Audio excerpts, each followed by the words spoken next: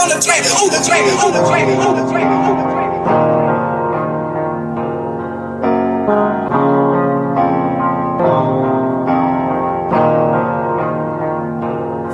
For the stats, I be beating the odds. In the blood, it be making me calm. Ride the turbines just like I'm Saddam. I'ma blow it just like I'm a bomb. I'ma leave it. Keys on the train, on the train, on the train, on the train, on the train.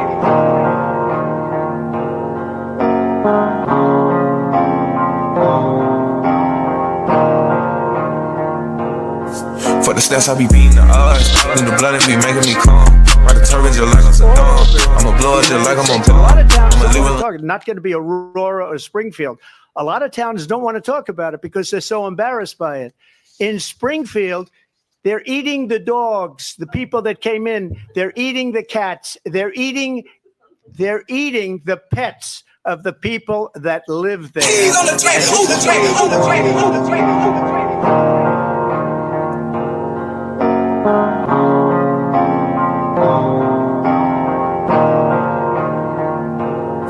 For the stats, I be beating the odds. In the blood, it be making me calm. Ride the turbines just like I'm Saddam. I'ma blow it just like I'm a bomb. Shout out to everybody in the building, man. They're eating the cats.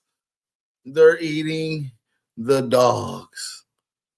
A famous quote from Donald Trump from around a year ago when he first started talking about these immigrants that was being bussed and peopled and housed throughout all America. I think it's crucial to get into some of these dialogues. And you see the title. Y'all see what's going on. Share the live stream. Are Haitians next to be deported? Y'all let me know.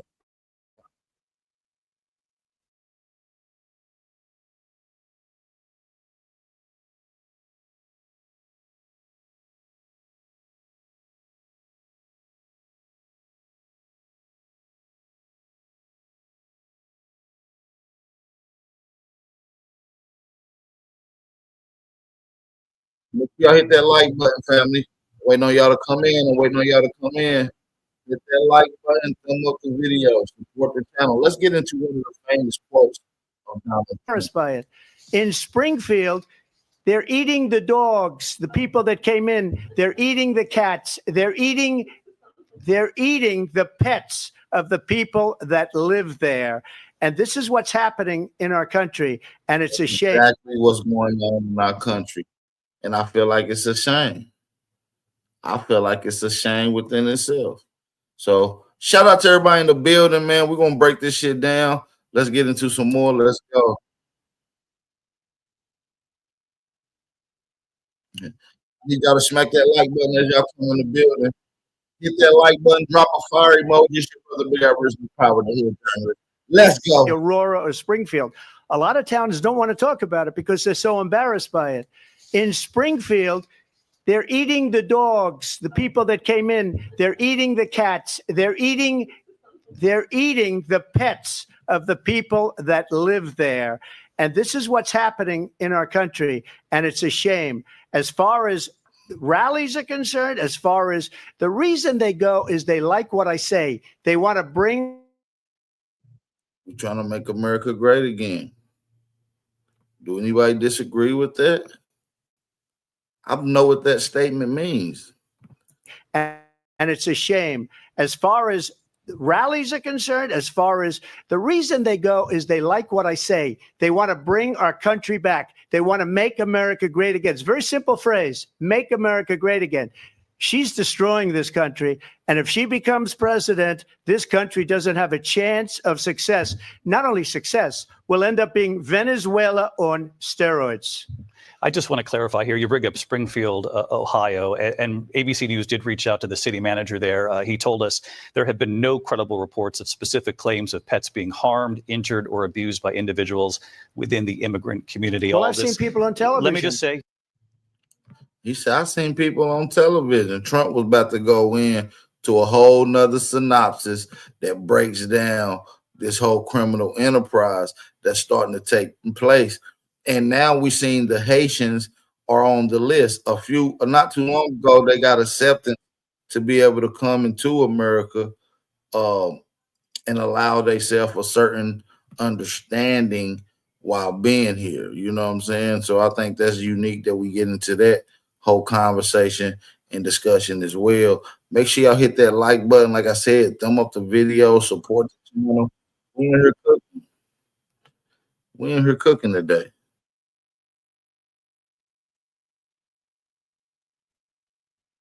We in here cooking today.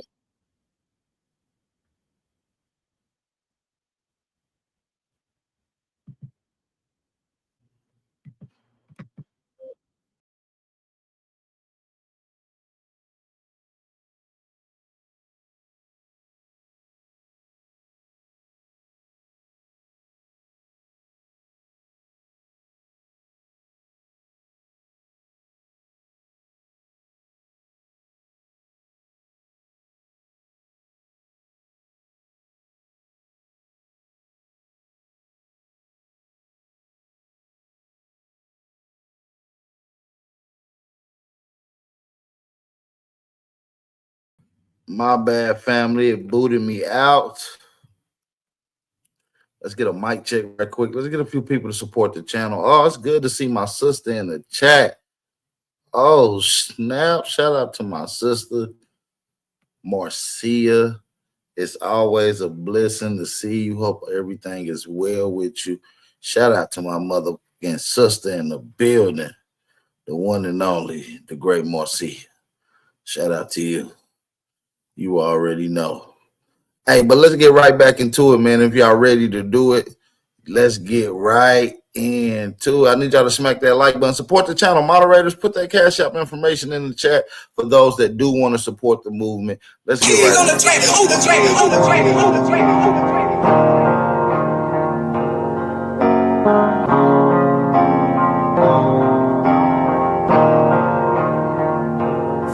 For the stats, I be beating the odds. In the blood, it be making me calm. Ride the turbines just like I'm Saddam. I'ma blow it just like I'm a bomb. I'ma leave it in this exclusive.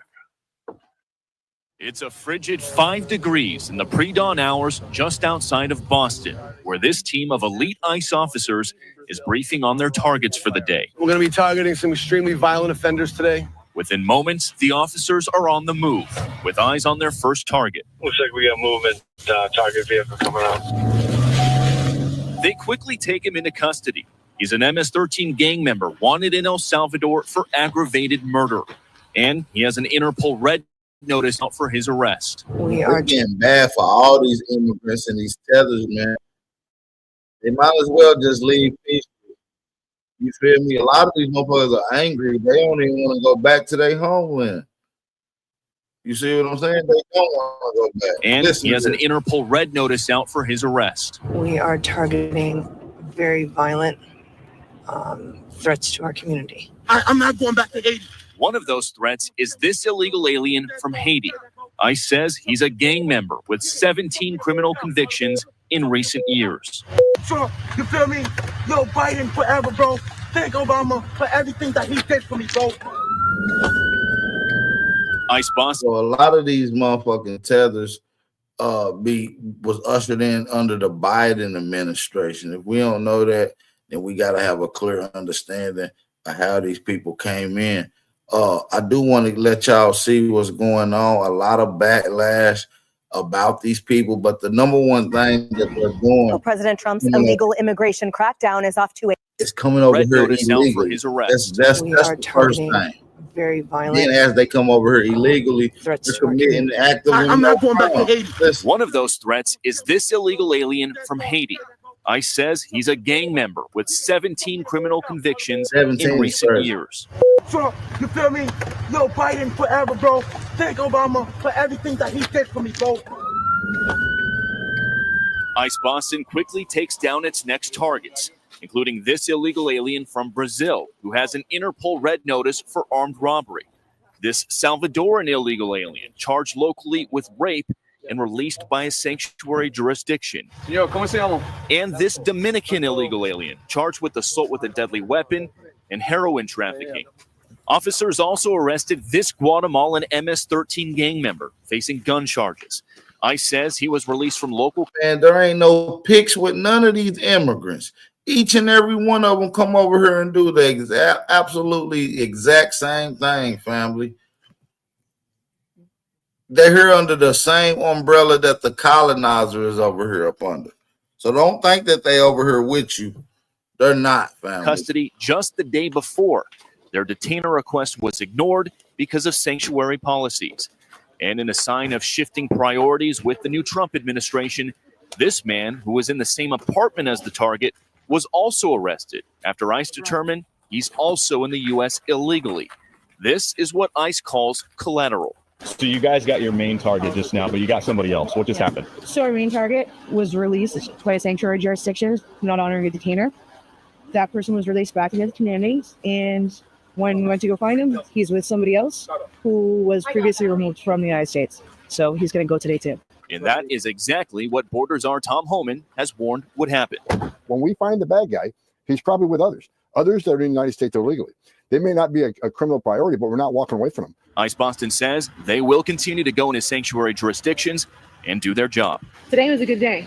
Today we took several significant public safety threats out of our communities. Unfortunately, a lot were released by sanctuary policies, but we're here to tell the Commonwealth and the rest of the country that we're going to find them whether they're released or not. And guys, a quick note on some of the blurring we did in that story. We decided to hide the faces of the ICE officers, obviously, because a lot of them work undercover. I don't know if y'all seen the dumb shit that Tennessee do. Tennessee banned ICE agents from wearing masks. Did y'all see that? Tennessee banned ICE agents from wearing masks. Let me see if I can pull that source up for you guys real quick. Now look, this is a ban that they recently put out. We're going to show y'all this real quick on the screen, family. We want y'all to see this right here on the screen. Make sure y'all come in and hit that like button, family. We're going in on these tethers, and the question is being proposed: is the Haitian immigrants next to be deported? There's a lot of questions asked about that. We're going to get into that in just a second. But look, Tennessee representative, right, Justin Jones has filed a bill called Stop American Gestapo Act, which had banned law enforcement officers in the state, including ICE agents, from wearing masks while making arrests. How do y'all feel about that one? I think Tennessee is always doing some malarkey, coming from someone who's from Tennessee, grew up, born and raised in Tennessee. They're always out for bullshit. You know what I'm saying? Forget Bill Haslam. Every governor that's been there within the last 5, 10, 15 years, all been corrupt in some type of. Also blur some of the faces of the suspects if their cases are still pending, if they've been arrested but haven't been convicted yet. We also learned after we were done filming that ICE picked up another target on the other side of the city. This was a previously deported Honduran illegal alien who was arrested locally and is facing charges for raping a woman while holding a gun in her mouth, guys. Those are the kind of targets ICE is picking up out here. We'll send it back to you. Bill Malugin, thank you. Kaylee, an absolutely frightening collection of individuals. Took 33 hours to get 461 out of the way. Amazing what a little bit of leadership, a little bit of gumption, and the mandate from the American people can do. And Emily, we were sitting there watching this, and you said 18 convictions for that Haitian individual. I mean, we were stunned to hear him say, bleep Trump. Thank you, Biden. Thank you, Obama. Biden forever, bro. Pay attention to what he is saying. That Biden and Obama enabled someone with 18 criminal convictions to sit in our country without any sort of accountability. There's a lot of people they need to add to that list. Mr. Haitian migrant, criminal who's no longer going to be here. Add Michelle Wu, the mayor of Boston. Add Brandon Johnson, the mayor of Chicago. Add Gavin Newsom, the governor of California. Democrats have enabled this. And what a smart move from this administration to put these images out. I mean, I think it's a huge big forward progress for us and the political movement in dire need that we in. If illegal immigrants are getting out the way, family, all you need to be doing is get ready to watch the motherfucking parade in the show, get ready to get into these positions, these economic fields, whether in construction, engineering, whatever it is. We need to be in those positions. There's brothers that's homeless. We have a huge homeless population. There's no reason these jobs are not getting filled. And the reason they're trying to get these illegal immigrants because they're budget cutting. They're paying these people $7 to $12 an hour when it should be $24 to $30 an hour paid to a normal American. They're getting off with the bullshit. You see what I'm saying? Well, let's get into the rest of this conversation. I want y'all to listen to this because this is key. Drop those fires in the chat. Channel cash out information pinned at the top of the live screen. The big Aboriginal power. Let's go. It's really the problem. They came into this country illegally, and the last administration wanted to legalize their illegal behavior and just turn them into our neighbors. And that's how these people have gotten to the point where, well, can we vote too? Eric Adams, don't forget what he said when he was a candidate before he decided he might need Trump to clean up this mess that he and the governor of New York have put on the citizens here in the state with illegal immigration. He said, oh, I'll see if you can vote, even if you're not here illegally. And so can we all just agree that when you break our law of sovereignty at the border, it counts, it matters, and they are going after the most violent among them and the criminals. And if they sweep up some, as you said, Kaylee, I believe, look, they're not playing ball with ICE, but they're also sweeping up people because those people are with the illegal guys who are committing the violent crimes because they're here illegally too. I can't say that enough. And does that mean that everybody gets pushed out? What it ought to mean is everybody at least gets vetted. Trace, I want to talk to you about something specific having to do with California.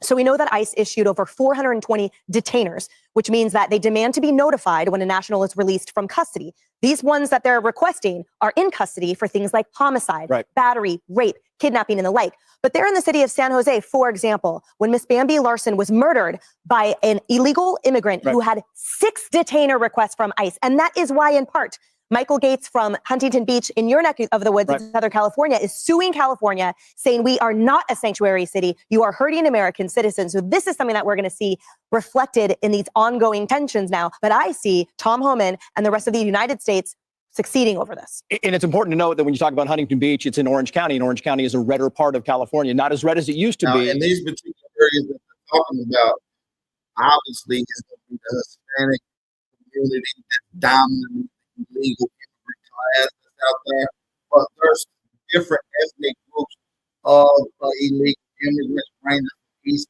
Indian, Pakistani, Yemenis, all the way down to your Caribbean, Haitian, African illegal immigrants that are here illegally.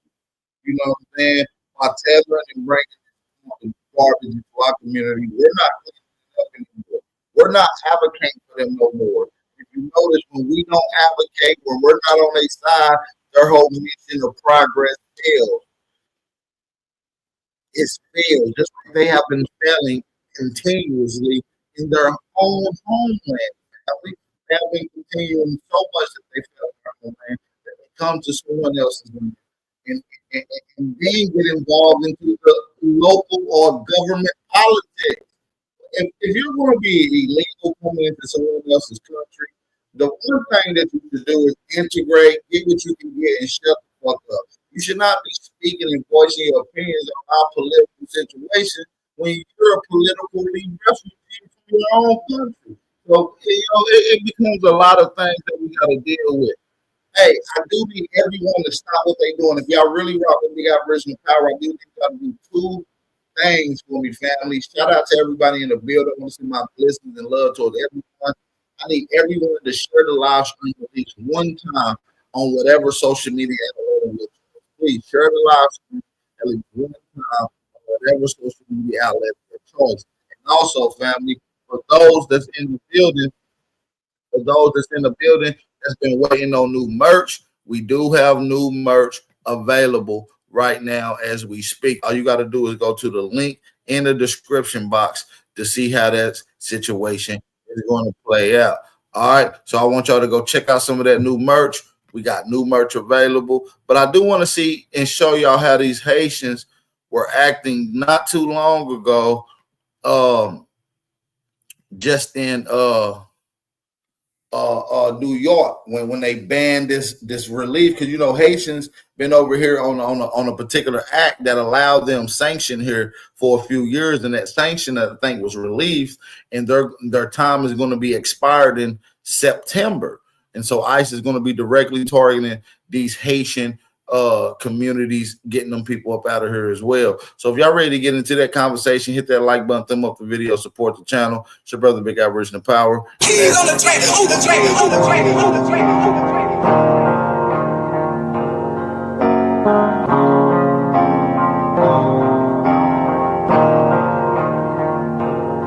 For the stats, I be beating the odds. In the blood, it be making me calm. Ride the turbines just like I'm Saddam. I'ma blow it just like I'm a bomb. I'ma leave it.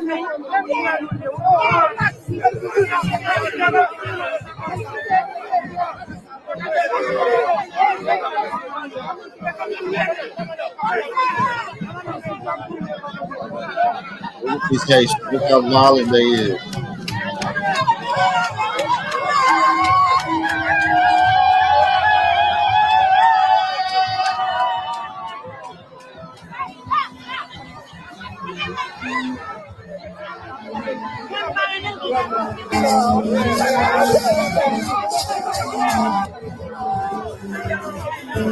They pushing back. This was a protest against the ban that was lifted. This was them protesting against that particular ban that was lifted in America. So I think how violent they was getting. You know, should Donald Trump have lifted the ban? Did he do the right thing? That's the question I'm asking, family. Y'all get in the live conversation right now. Let me know. You feel what I'm saying?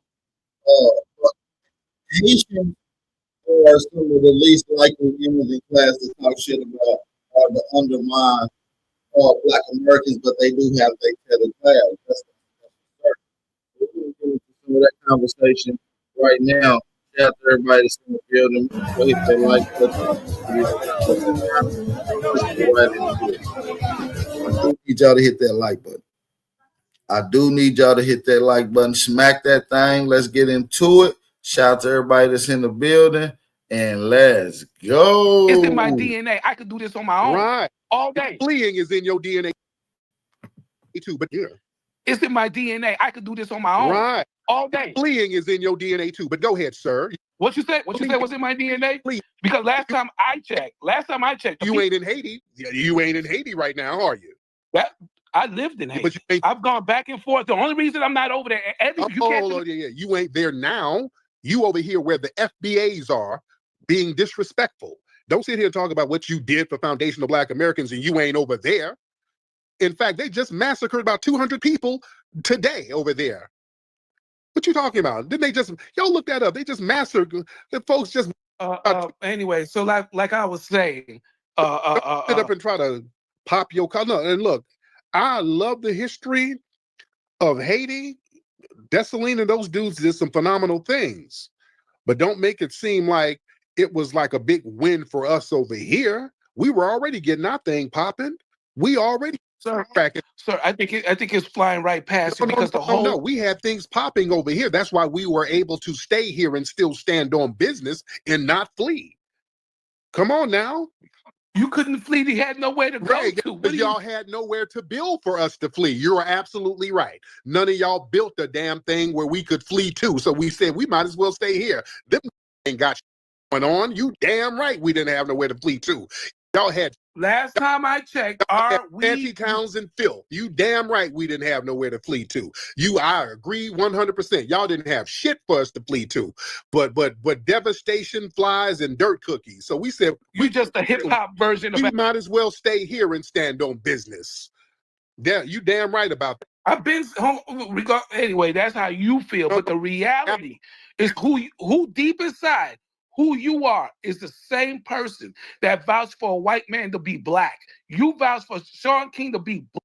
What the hell? Okay, now y'all tethered. You would be the today. Tethers just get to saying anything. Y'all lose an argument. Y'all just start bringing up weird, crazy, dumb shit. Now you just digging shit out your musty ass. You just saying anything. But the only thing you saying or not saying is I'm going back home to build. You ain't saying that. Y'all say everything except I'm gonna go back. No, sir. If everybody knows the Clintons and people like you will always go over there and destroy Haiti. Haiti has how people like me? I've done more for Haiti for. I tell you, done more for Haiti than your ass. I've done more for your homeland than you. You know you have not. Yes, I ain't done shit for your homeland. I've done more for Haiti than you. And you know, they ain't done a damn thing for never. You know, yes. Y'all flee from Haiti and y'all scared to go back to your own homeland. Y'all are scared to go back. I've been over there more than you. I've done more for the people than you. I've given more money over there to the people than you. I've educated people more than you. No. Done shit. There you go. Keep cutting off the mic. That's your little thing. Don't get off no lie. You're not gonna see. This is what I'm saying. When I go over there, I show respect. When I gave money to schools and I was giving people water filters and shit, giving money to orphanages, I was over there helping the people. I was bringing shit over there and did a movie that's being taught in their schools over there. I go over there with respect. You come over here disrespecting us like a musty, funky, disrespectful tether. That's why you probably got your ass whooped for being disrespectful, not for being Haitian, but for being a disrespectful punk ass. And some FBAs probably put hands and feet on you. Oh, no. Remember, first of all, it's always a jump. It's never one-on-one. That's how FBA's rolls. Shut up. No. Anyways. Well, you were talking some shit to somebody, and they probably put hands and feet on you, and you start running around. Oh, they did it because I'm a Haitian. Even the FBA got your ass whooped because you were. That's probably why you got your ass whooped. Now, we will whoop somebody's ass because they are. That's why. But yeah, nobody whooped on you because you were Haitian. Because they're cool Haitians. You a boy. So yeah, everything about you is boyish. So no way close. Yeah. You argue like a woman. You act like a little.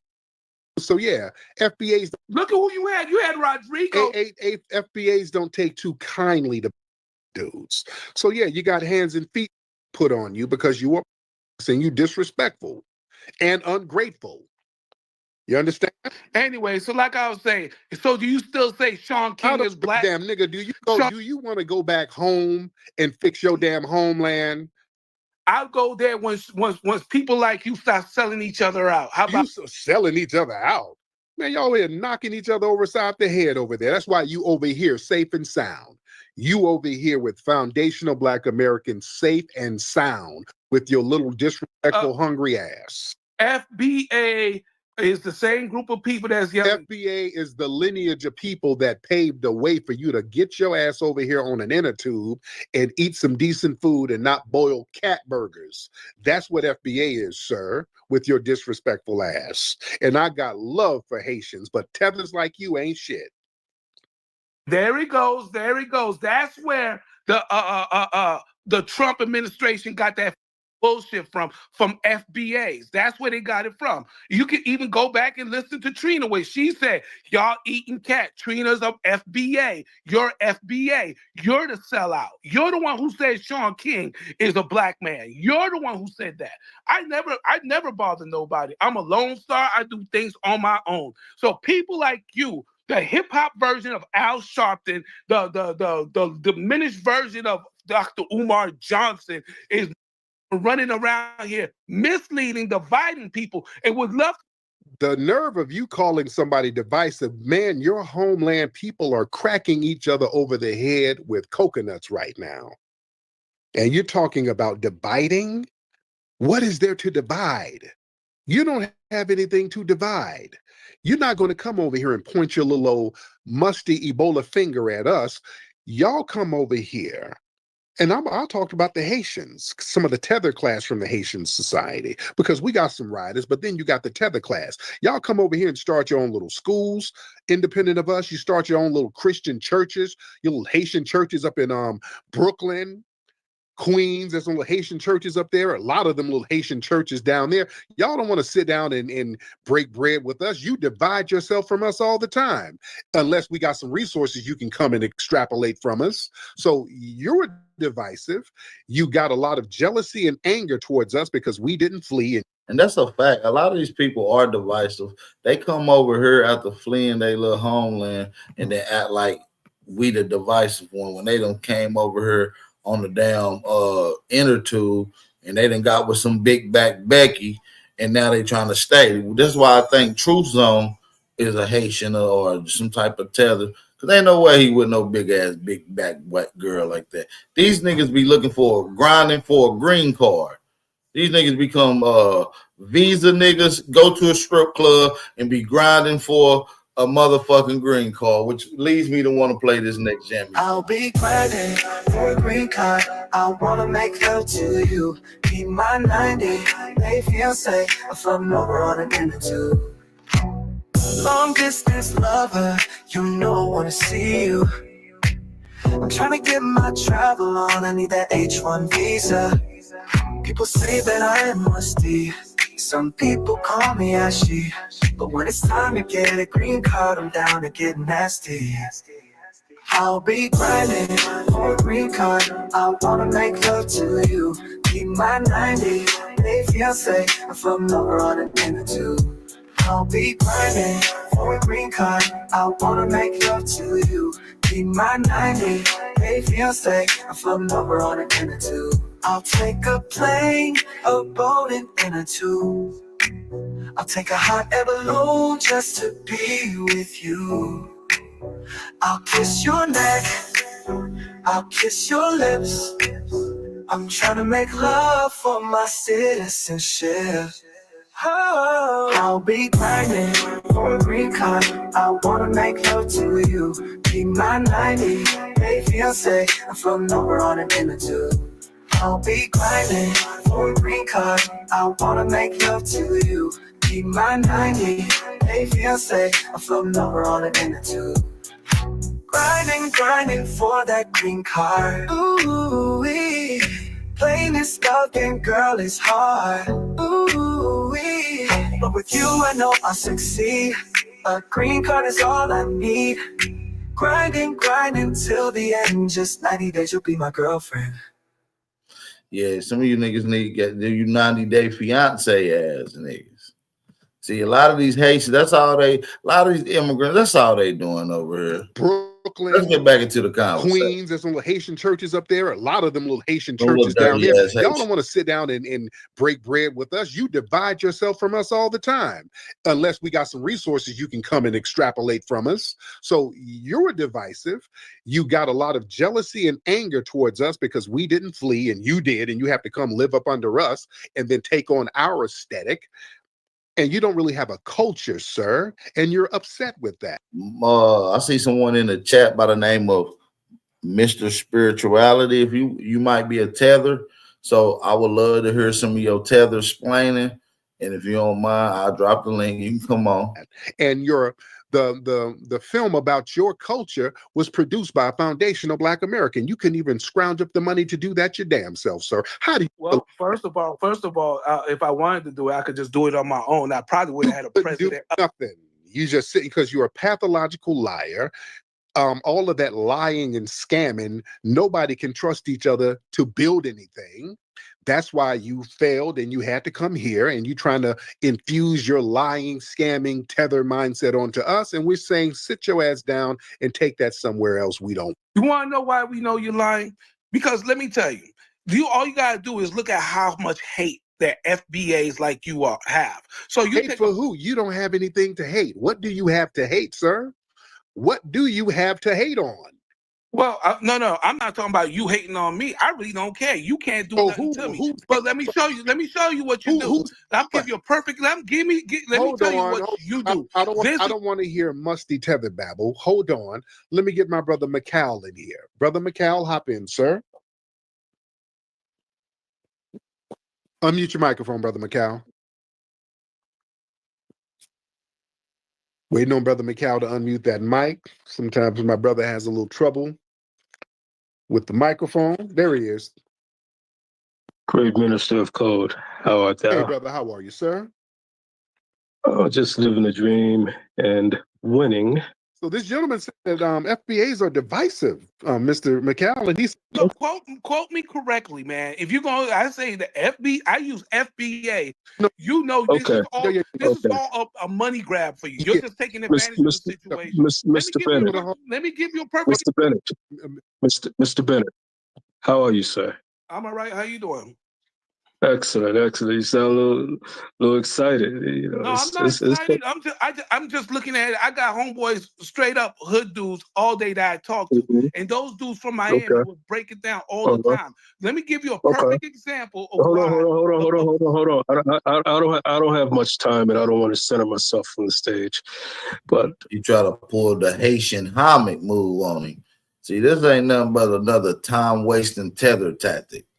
A time-wasting tether tactic is what they do. Break it down all the time. Let me give you a perfect example. Of hold on. I don't have much time, and I don't want to center myself from the stage. But with all due respect, where were you in 2010? 2010, I was in Afghanistan. Okay. Do you remember what happened in Haiti in 2010? The earthquake. Yes. Okay. I am FBA, and you're talking to one of the producers who helped organize the USA. Well, for Haiti, initially we were supposed to produce it for Africa, and this is USA for Africa, and you guys got hit with an earthquake, and within a week, everything changed on a dime. Of course, we brought in Wyclef and a bunch of others to work with us on this endeavor. And, you know, it was a lot of work, a lot of resources went into it. We worked very closely with AEG Live and others. And, you know, it breaks my heart to hear the level of, ingratitude or just disrespect. Look here, dog. Look, check this out, dog. Ain't no way. Let me land with this. And I'm not sure if I will ever do that again, because you seem very ungrateful. Very ungrateful. I mean, we went out of our way, and they weren't arrogant. They weren't boisterous. They weren't belligerent. They weren't disrespectful like you are. The first thing that you bring up is Wyclef. Wyclef is in bed with the Clintons. $13 billion. Doesn't matter. We sent a lot of money. We put a lot of exposure. We put a lot of exposure to your issues. We raised a lot of capital. We raised a lot of capital, right? And we brought light to the situation that was happening. Yes, I did. See how ungrateful you are. See how ungrateful you are? Listen to you. Man, you're one of them. Listen to you. You're one Yeah, of them. I'm one of them. I'm one of them. I'm one of those FBA who went out of their way to help you, your family, your mother and father are probably there, your sisters and brothers. Yeah, I'm one of them. No, you're I'll not. land. Thank you, there, Nah. brother. Brother. Anyway. See, family, dude. Anyway, back to you, bum. You loser. Your lying, disrespectful mindset, man. This is why there's no sympathy for what's happening when y'all are being attacked by the dominant society, and then y'all go to the border and y'all getting whooped on by dudes on horseback. People ain't really putting the capes on no more because of your disrespectful ass mindset, dude. He bounced. He bounced. But hey, family, some of the Caribbean cats, because we try to rock with some of you. And I'm still cool with a lot of Haitians. I ain't got no problem with Haitians. But when y'all send these cats over, these little knucklehead, disrespectful goofballs, that they're bad PR for you. So now when they start talking about deporting everybody, we're like, oh, okay, all right. Well, y'all better handle your candle. Yeah, we ain't really jumping up like that. Like, why are we gonna jump up and y'all got these old disrespectful ass dudes? Yeah, dude, when I did the movie 1804, just showing respect for the culture. Because I like the history. I'm a big fan of the history. I spent over $1 million of my own dollars on that film. I had a great time doing the film. One of my most fun films that we've done. I had a great time doing that film. And the people over there were very appreciative. They showed a lot of love over there in Haiti. I got a lot of respect and a lot of love over there. Even here too, but then when y'all send these dudes, these little disrespectful ass dudes, y'all come over here and just get real brand new with this. Xavier, what's up, brother? Yeah, how you doing, man? Again, shout out from Tokyo. I want to say, after listening to this guy and everything, I just want to say a lot of the Africans and a lot of the Caribbeans that are here in Tokyo and Japan and everything like that, it's the exact same mindset. No, I'm saying no. See, because the thing is, it's like, you know, even when you're dealing with guys like that Johnny Somali, when you're looking at these visa bandits that try to drop these little half Japanese kids and everything here, all they do is the way that they get the girls say, "Oh, my name is Billy. I'm from America. I'm Black American." It's like, it's that in China, in Korea, it's the Caribbeans. Everybody, they messing up our brand. Yeah, because Johnny Somali really goes over there. You're telling people he's a Black American, and I really that shit. Well, see, the thing is, it's like this has been happening for the past 35 years, and most of the problems that I have doing business and everything like that is that you got these guys that have just jacked up our brand, messed up our name, make our people look bad. And it's disgusting. And it's just like, you know, I don't care whether they're from Jamaica, whether they're from Haiti. The Nigerians are the worst. And I mean, this is why, like, you know, you're getting a whole lot of this backlash in China and Korea because these tethers are going there running their scams. And the thing is, it's like, I was Pan-Africanist until I met the Africans over here, until I met the Caribbeans over here, and I was like, whoa. Oh, they like, you know, so I don't like Black Americans. I'm like, whoa, what? Yeah. And then they're always trying to get in the clubs and everything, say, "Oh, I'm black. I'm from America." And I'm like, by the way, Angola. Whoa. See, this is why stuff is so jacked up here. You know, I can do business because I put my proposals down. I do my stuff on time, and I can actually go into banks and get business loans and stuff like that with no problems. And it's like I can put together like marketing proposals for advertising agencies and all that. But the thing is, you know, it's like, it's not so much the TV, it's what they actually see. So the thing is, a whole lot of these people with their behavior, what they do is they end up messing up our brand, and a lot of the Asians think that this is actually us. Right. And that's a problem. But thank you for the call. Let me get C Killer, then I'm gonna get the Black. C Killer, what's up, brother? What's going on, Tariq? I'm good, man. How are you, sir? All right, brother. Just listening to these idiots talk, man. See, Haitians try to take credit for a lot of things. Yeah. That they're trying to take credit for the French's conquest, which doesn't make any sense at all. You got Haitians on here right now talking about the Haitian admixture is Taino and Polish and a little bit of African, when we know the Haitians came to that island relatively after the Dominicans. And also, a part of the reason why they were able to win that revolution is because the French were done with that land because they tore up that land so much from the slavery. And another thing, when they try to take credit for the Louisiana Purchase. Right. They love taking credit for the Louisiana Purchase, love taking credit for being the founders of Detroit and Chicago. Win that revolution is because the French were done with that land because they tore up that land so much from the slavery. And another thing, when they try to take credit for the Louisiana Purchase, well, there were only 2,000 Haitians that came into Louisiana, and they were of white and mulatto. They were white and mulattoes. Most of the bulk of Black people from Louisiana that were slaves came after the purchase from Alabama and Mississippi and Georgia and South Carolina and North Carolina. That's why most Black people from Louisiana have English last names. There's a small class of people who do have those French last names. So they just try to take but even the ones with the French last names, they're FBA as well. They were here before the purchase. So they try to take credit for things that they have nothing to do with. I just wanted to say Thank you so much. I got to get Wani up here to kind of touch on that too, about how down there in Louisiana, they always try to claim that all the Black people are somehow Haitian. I'm gonna get Wani up here in a second. The Black, hop in, sir. What's going on, my brother? What's up, brother? You good? Man, I'm doing all right, man. You see, every time you trying to drop some knowledge and feed the people some good news, these tethers and sand babies want to come over here and Man, these tethers are really running rapid. That's why we really got to stand on business and Aboriginal family. That's why I've been telling y'all from the giddy up. We have to stand on business, family. And that's why we have these conversations. More or less, that's why we have these dialogues. You see what I'm saying? The new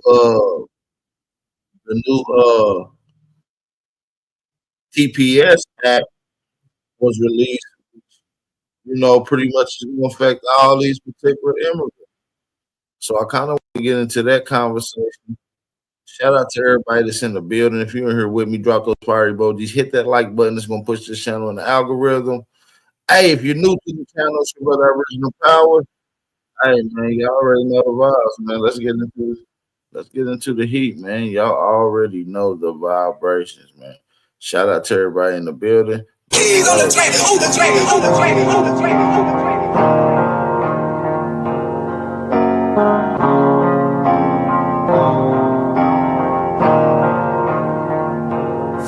the stats, I be beating the odds. Then the blood, it be making me calm.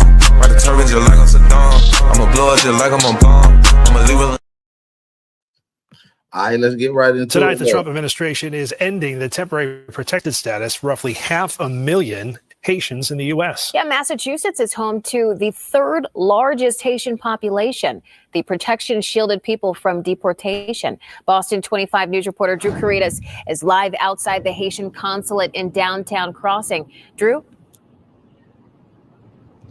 Rachel, the Trump administration has rolled back an 18-month extension of deportation protections, stripping hundreds of thousands of Haitian immigrants of their protected status by August. The General Consulate of Haiti here in downtown Crossing and advocates across the Boston area are now being flooded with uncertainty and anxiety. And it does this country no good to try to ship people back to a dangerous country like Haiti. A directive to push more than 500,000 Haitians out of the United States in less than 6 months is being called unrealistic and unfair by Jeff Thielman with the International Institute of New England. You will see communities ripped apart. You will see families ripped apart. They followed legal pathways to get here.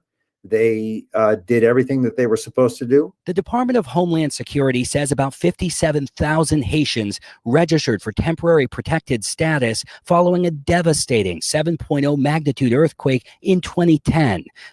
That status was renewed under the Biden administration in 2021 amid civil unrest after the assassination of Haiti's president. This will have disastrous consequences for them. These are people that have been here some since 2010. A lot of them have had U.S. citizen children here in the U.S. Under the Biden administration, Haiti's temporary protected status was extended through February 3rd, 2026, but protection from deportation and work permits are now set to end on August 3rd of this year. They knew what it was when they came here under temporary. It says right on it, temporary. So they knew it was temporary, and the temporary is over. Louis Murray, chairman of Bostonians Against Sanctuary Cities, is applauding the Trump administration for following through on mass deportation promises and scaling back the use of temporary protected status. The Haitians have had a chance now since the 2010 earthquake to kind of get their act together, and now we have a chance they can go back safely and rebuild their lives. The president of the International Institute of New England says his organization has served 16,000 people from Haiti over the last 2 years. Critics say they believe the intent of temporary protected status was manipulated and point out that it was never meant to be a long-term path to citizenship. We're live in downtown Crossing tonight. Drew Caritas for your local station, Boston 25 News. Drew, thank you. Let's get into the next segment of this conversation, man. I do want y'all to hit that like button real quick. It's a lot of conversation. Listen to Prospect this. of being sent back to Haiti in September thanks to a change in U.S. policy. The decision comes just months after Homeland Security Secretary Kristi Noem ended temporary protected status extensions for Haitian migrants in February. Haitians were first granted TPS under the Obama administration following the deadly 2010 earthquake and has been repeatedly extended due to rampant gang violence and political instability following the 2021 assassination of Haitian President Jovenel Moïse. In the announcement, Noem said that conditions in Haiti no longer meet the requirements of TPS designation and that Haitians can return home in safety despite the ongoing humanitarian crisis. The statement did not elaborate further. This, as the U.S. Embassy in Port-au-Prince urges Americans not to travel to Haiti and to leave as soon as possible. Haitians in the U.S. are just the latest group to have their temporary protected status stripped away. The same was announced for migrants from Afghanistan, Cuba, Nicaragua, and Venezuela back in March. The Trump administration has been dogged in its approach to setting a record number of deportations. According to the Deportation Data Project from UC Berkeley, ICE arrests have more than doubled across 38 states since Trump took office. While the highest number of arrests took place in states with large immigrant communities like Texas, Florida, and California, the rate of ICE arrests has risen sharply in other, more rural states like Idaho, which has seen a staggering increase of 924%. The Department of Homeland Security is urging Haitians and other groups to self-deport and says Haitian nationals can pursue lawful status through other means if possible. Candace Cole, Global News, Washington. One more to get into. Let's get into the next segment. On the ground in Haiti tonight, just hours after the Trump administration announced it's ending TPS for Haitians. Those living in the U.S. and right here in South Florida now face deportation. Good evening. I'm Lauren Pastrana. Elliot Rodriguez has the night off. We are the only South Florida news station with a reporter in Haiti right now. CBS News Miami's Tanya Francois joins us from Cap Haitian with the exclusive reaction. Here in Cap Haitian, the news of TPS ending and the hundreds of thousands of people returning back here spread very quickly. It seems to be the only thing people have been talking about. Now, you are looking at the market area of downtown Cap Haitian from this afternoon. The streets are packed with people trying to shop and go about their day. Already moving through traffic was very difficult. The roads at times heavily congested. The people who live here say they've seen the population sharply increase because of people escaping gang violence in Port-au-Prince. Now, the thought of even more people coming here has one Haitian man very worried. We got to deal with that gang situation and, humanitarian situation. All those people need food and stuff like that. We don't have that. We don't have health care, all that. When we're going to receive all those people, that's going to be a real problem, I can tell you. There's already Within these few years since they came over in 2010 in large numbers, have they made any stride effort to be in solidarity and unison with the Aboriginal or so-called FBA brothers and sisters? Have these Haitians made any stride effort to try to lock in with units with us? No. So now that it's time to go, don't be looking over here, gang. I'm We sorry. don't have health care, all that. When we're gonna receive all those people, that's gonna be a real problem. I can tell you. There's already housing problems here right now. And if you saw downtown Cap, there's nothing but trash. I didn't even know I was in downtown Cap till I asked him, I'm like, where are we at? I'm thinking of the deepest, darkest ghetto. That woman is visiting here from Los Angeles. She says it's her second time and things have not improved. DHS Secretary Kristi Noem in a statement said the decision to cancel TPS was to make sure it remains temporary.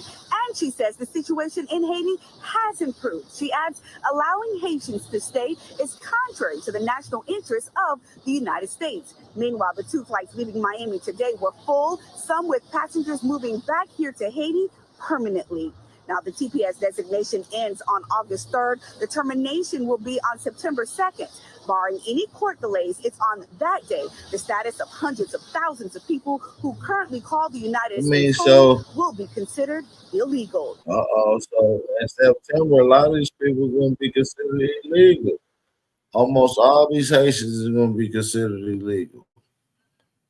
Think about it. How you think that's going to turn out for the indigenous people? No way. They're going to be trying to blend in your community. A lot of this heat going to be on y'all.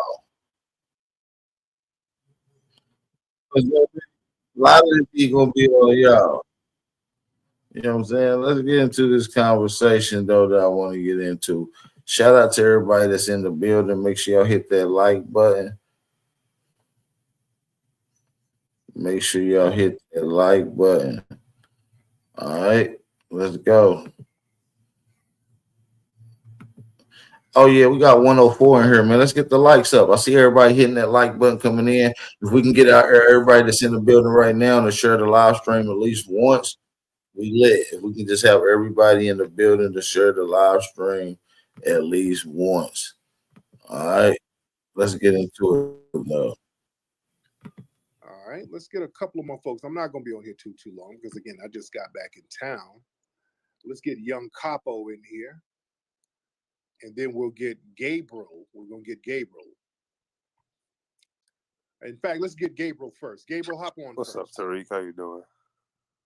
I'm good, Gabriel. What's on your mind, brother? Well, nothing's on my mind. It's just interesting how, like, every time I come on here, I hear the same rhetoric of FBA. You come with your rhetoric going against African immigrants, but it's just crazy that I never seen that type of disconnect when I'm in my day-to-day reality of life. Like, and me living in Atlanta, Black people and Haitian and immigrants, we get along just fine. So I just want to know, like, what is your agenda in doing all of this and attacking people who come here from other countries, especially those ones who are Black?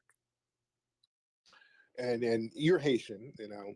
Now, first of all, y'all can't be lying. You remember? Okay, because I just looked at your page and saw your Haitian.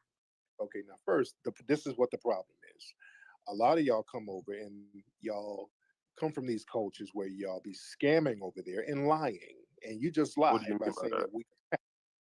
A lot of y'all come from these countries that are completely reckless, crime-ridden, dilapidated, and people have to do and listen, because you know I'm telling the truth. And people have to do scandalous stuff to get up out of there, and a lot of times niggas just over there lying and scamming in many of these places.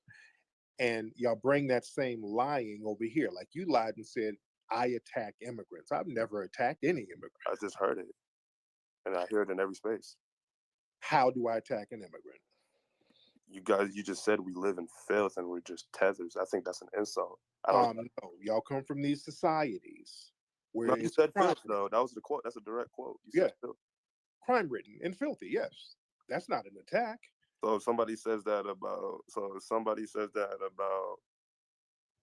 Black in inner cities, which is not okay, but if somebody did say that, we would say that's not a good thing to say. Because it ain't true. We don't live in filth over here. But what inner city do we live over here in filth? I'm not saying people live in filth, but I'm just saying there's parts of inner cities where It's Nobody's just, it's no. not gonna be. I mean, I live in Atlanta. Right. So I There's know, no I part know, of Atlanta that looks like some of the filth places in the Caribbean. because we're in the richest country in the world. So of course, it's not gonna be like the Caribbean, but you gotta take context into it. But that's besides the point. But that's besides That's the not point. an attack. See, there's a reason why your family bounced, brother. There That's is not there is a reason why my family bounced, and Right. it's a good one at that. We know the reason it wasn't popping over there because of the filth and the crime and the dilapidation. That's not an attack. Because where my family come from, we don't live in a stable country back home, and it's been ridden by white supremacy for over 200 years. Right. So like those are so, but don't think about like America is America, and America is just not like America's for everybody to reap the benefits of, not just for one specific tribe or people. And how did it become a place for everybody? Because at one point it was just a place where white people can eat, and everybody who's non-white was supposed to suffer. So how did it change? We know how it changed, but don't go back on don't go back on the people who fought hard for us to come here, and now you're shitting on their work. Whose work am I shitting on? You're shitting on your own foundational Black Americans who fought for immigrants like us to come here. Who? How am I shitting on their lineage? Because you keep attacking us, and every time we have success, you keep attacking nobody's us. attacking you. What is a tether then? That's not a hate. That's not a derogatory term. A tether is a person who comes over disrespecting us, and they need to get straight. So we're differentiating between the riders and the tethers. But here's the difference. The difference with you is when somebody who's an immigrant, somebody who comes from a different background, that's not a foundational Black American, and they make a valid point. Instead of you combating their point, you go and directly because they're not lineage. making a valid point. But no, instead of saying that, you go and attack their lineage instead. That's because why you're not going to troll and then not get called out. And if you come in our spaces trolling, you're nothing but a tether who's trying to waste time, and you get called out for that. That ain't attacking. That's straightening. But the thing is, with this whole agenda, it doesn't exist. This only exists on Twitter. What you're talking about is not reality. What you're talking about is not reality. Frederick Douglass exists. Martin Luther King exists. No, you're misunderstanding. No, you're misunderstanding. Yes, foundational Black Americans exist in real life. No, I'm not. That's not what I'm not talking. I'm not attacking. Well, so what are you talking about? Don't exist. I'm attacking this disconnect that how Africans, immigrants, we go at Black Americans, and you guys just come back at us. The fight and disconnect is not reality. This is just on fucking Twitter. Like Black Americans don't go out their way to attack. And nobody's nobody's going out of their way to attack immigrants. But everything. The problem is a lot of y'all come over here and you've shown disrespect for the last 40 or 50 years. Y'all what do you mean by disrespect? So much disrespect and contempt for foundational Black Americans. You come over, eating off of us, and then form these little segregated enclaves. Like that? Why do you phrase it like that? Eating off of y'all. Eating, yes, that's exactly what I mean. What did I say incorrectly? So my parents, we came from Haiti. How in what way did we eat off of Black Americans? How do you, when you got over here, it's our tax dollars that's funding you. But we pay taxes too. We paying into Social Security too. We paying into state and federal income tax too. Don't we do that too? You couldn't pay for Social Security in your own homeland. You didn't have anything. You came over here and were brought into our society because we fought for you to get over here to get into our society. Why do you phrase that in such a negative connotation? That's not coming that's over called here reality. That's reality. No. That's called reality. That's not framing in a negative connotation. If you come over here and you can't rub two nickels together, and then we bring you into the loop, you can't say, well, look at what I'm contributing. No, you're contributing to yourself. You're eating off the table. You didn't bring anything to the table. You're eating off the table. You see? America is the richest country on earth and the most diverse and it's rich because of the sacrifice of foundational Black Americans. That's why, you understand? And you were able to enjoy some of those riches. Y'all had a lot of help that Africans and Haitians didn't have in their own country. Help from who? Haiti, We are our own people. Haitians had the experience that foundational Black Americans never had. As having their own country. Who did we have help from? So you guys became the richest country on earth just off foundational Black Americans. So no white people at all. No Hispanics, no Native Americans, no none of that. What the hell did Hispanics and Native Americans, the red Native Americans, because there are many Black indigenous people who were enslaved, but what did red Native Americans contribute to the building of these? We hold these truths to be self-evident that all men are created equal. And that was a contradiction. That whole. Stop it. See, this is what we call tether babble. I ask you a question and then you change the subject trying to read the Bill of Rights or something like that. No. That's tether babble. That's why we call you out. Let's try it again. What did red-skinned Native Americans contribute to the building of the United States? Everybody played their part in the building. Okay, what did they? Let's talk including immigrants. What did the red-skinned Native Americans contribute? Everybody played their part, bro. Okay, nothing then. That means nothing. It's not nothing. Everybody played their part. Everybody didn't play their part. Everybody immigrated over here when everything was built and the table was set. That's what they did. They hopped over here when everything was set up by us and started eating. No one has given the immigrant a handout. No one given me and my family a handout. The hell they didn't. The hell they didn't. Sir, getting over here and getting all of the benefits and Social Security and DACA programs and minority set-asides, that is a handout, sir, that was unearned. That's an unearned benefit, sir, that we got from us. We work hard and pay taxes just like the rest of them. Sir, you came over here eating off programs that foundational Black Americans fought for. Every single program that you benefited from, we fought for. Social Security was just for foundational Black Americans. Because when Social Security was first passed, it wasn't for foundational. That was something that we fought for that you were able to come over and enjoy. Y'all come over here and get all types of welfare programs, minority scholarships that we fight for, sir. Don't play games, all right? And when we support, that's just a testament. Okay, go on. Sir, when we step up for you, you get stuff popping for yourself. And when we say, hey, we ain't gonna ride out for you like that, guess what? They send you back.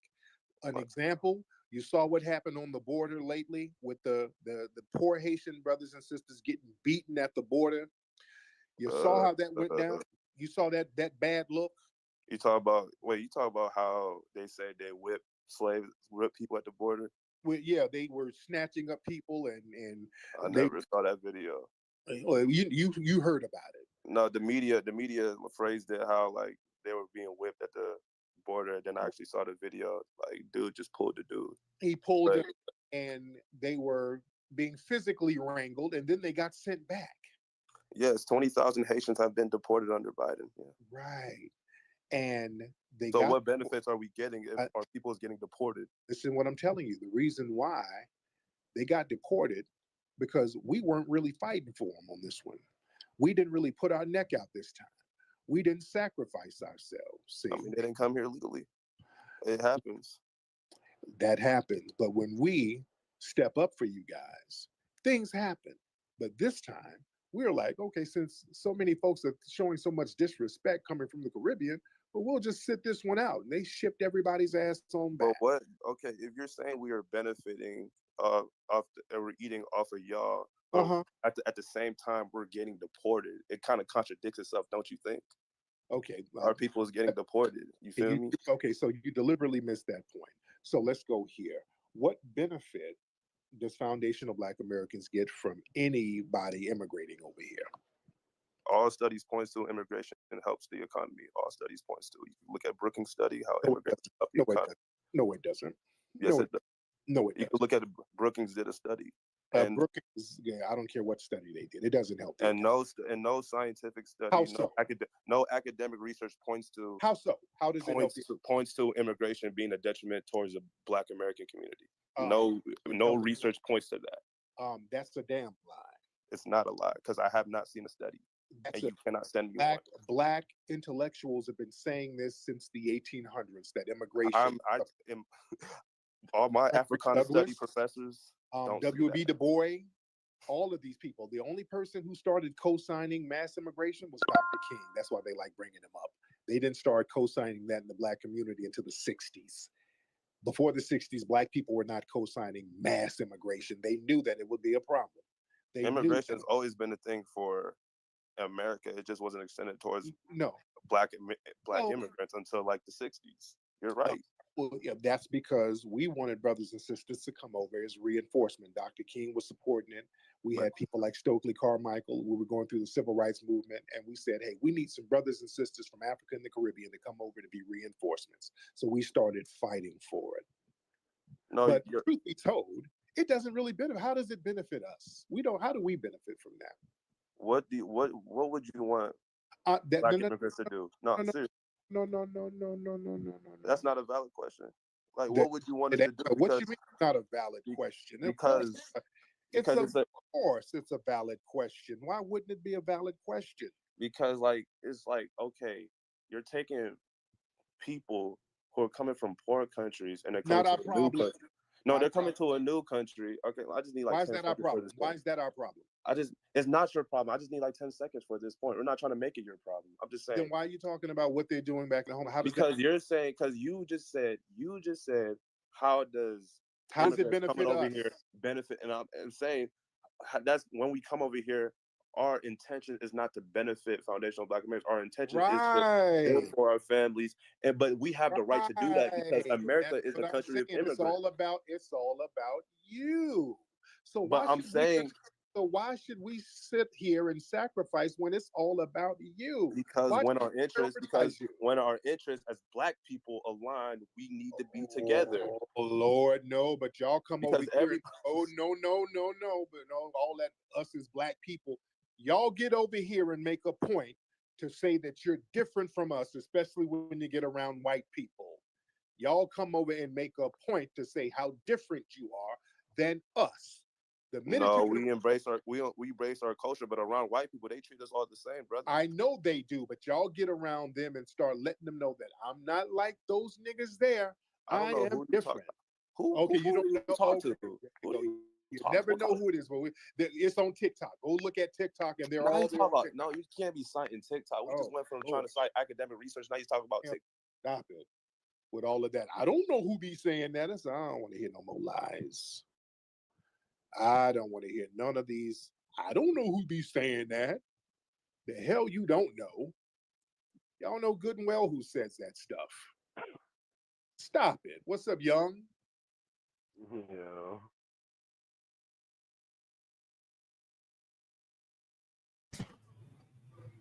These Haitians don't be making any critical, accurate points. Like, just think about it. Do they? Do they make any accurate points? Like, ask yourself that. Shout out to everybody that's in the building, man. We're going to rock out for a little bit longer, man. Make sure y'all hit that like button, support the channel. We're going to rock it out. All right, let's go. My fellow tethers use the museum shit as a roast. Like, that's the weakest shit to come back at a beta male like Tariq, man. Like beta is when you fled. And also they can't. And also the museum. They can't. You reduced to lying about the museum. The museum has been open for 2 years. It's open today. Many people came by today. So lying just shows the failed mentality that your fellow tethers have, sir. Right? Because if you got to lie about a museum that's open and doing its thing, if you got to lie about that, what does that say about these tethers? What does that say about your family? Come on, Zulu. Yeah, that is a very low vibrational of those guys. Yeah. Like the museum shit, it's played out. That's like, you got to be creative, bro. Like, come on. Yeah, like your folks, they're not really that good at roasting. They just kind of say the same dumb shit over and over again. And, that's why they got clowned in school. And they are upset after somebody called them a booty scratcher in the 3rd grade. So they don't really know how to roast back. It messes with them for the rest of their lives. But you seem like you can absorb the roast, Zulu. Where'd you grow up? You seem like it doesn't phase you too much. Where'd you grow up? I grew up in the South, in Baton Rouge. Oh, that's right. You're that one who you say you're from Baton Rouge. Okay. When did 225, where we keep the truth alive. You're right. 225. You put the bushmeat on the fire. You heard when me? did your family go to Louisiana? I was born in Baton Rouge, Louisiana. No, I don't believe. But then you. I No, moved back. not with that accent. No, And I then just I don't came believe back. it. Not with that accent. No. This is one of the accents in Louisiana. You just haven't. No. Where are my Louisiana It's the truth. people? Where are my Louisiana people? Do anybody in Louisiana sound like this Negro here? None of them sound like an alpha male, that's for sure. Oh, that's what you are, sir? I'm 6'5", 250 pounds, and my dreads hang all the way down to my ass crack. Okay, we don't want to know about what's going on with your bussy, sir. But anyway, thank you. Now this nigga's describing his bunghole. I don't want to hear that. And he moves his dreads out the way so that the people at the green card office can have their way with them. Sharif, Mr. Sharif. He's getting yes, sir.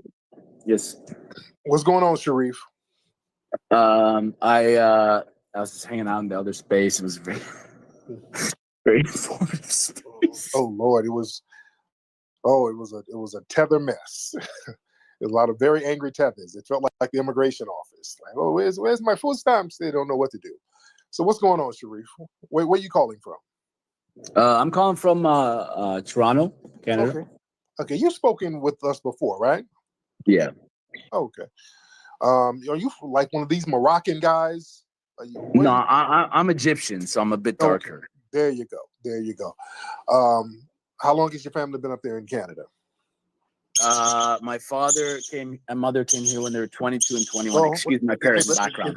Is that a meerkat in the back? Can you put your meerkat in the cage, please? Okay, brother, give that meerkat a carrot or something. Shit. Is that a camel giving birth? Is that a baby camel? Give it an apple or something. Don't camels like apples? What kind of exotic ass animals you got in there, brother? I got a lot of parrots. Okay, I have 4 parrots. All right. Honestly, I'm still dying from that. That sounds like a newborn leopard. This nigga got a newborn leopard in a Section 8 apartment. How you doing that, brother? You're gonna get a ticket. All right. That's illegal, from what I heard. Yeah. All right. But anyway, let me get some more calls. Thank you so much, brother Sharif. That's Thank Sharif, you. Sharif with the exotic animals in there. Black Native. What's up, Black Native? Hey, Tariq. Thank you for saving us. I had flies and dust. It was getting foggy and smoky in there. I came in, represented. I dragged them for about a good 20 minutes. But you took me out when you said I'll beat you with a giraffe's tail. I had to laugh. I kicked the flies off your stomach. Look, it was a jump. It was like, look, we have decorum. You see how this space is being run? We have class and we have decorum and we know how to communicate. That was like, I was in an enclosure with a lot of these chicks wearing these George Washington wigs looking like helmets. I didn't know what to do.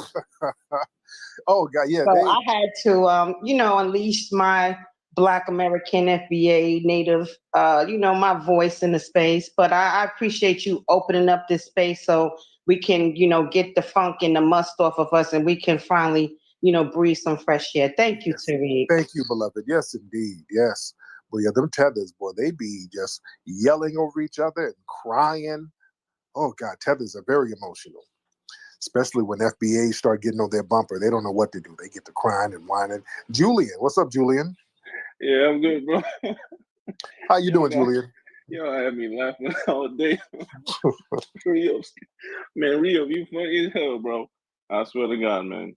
There was something he said. I think he said something about, I think he was talking about the first time he got to a grocery store, it blew his mind and shit. Oh, yeah, Yo, the man, tethers, I'm they were. Hey, Mr. Spiritual, it seems like you're a little upset or sad or your feelings hurt. We're not trying to hurt your feelings. You can hit the link. Come on and talk about how you feel, brother. Bro, I was just Yeah, buddy. Yeah, it was some I funny. am so sorry, man. Sometimes you just gotta laugh, man. Yeah. It's all in fun and games, man. But thank you so much. Man. Let me get Omose? Is it Omos or Omose? Omos? How do I pronounce you? Okay, he bounced. Let's get McGaffey.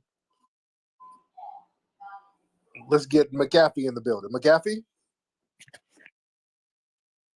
What's up, McGaffey? How are you? Kind of sad.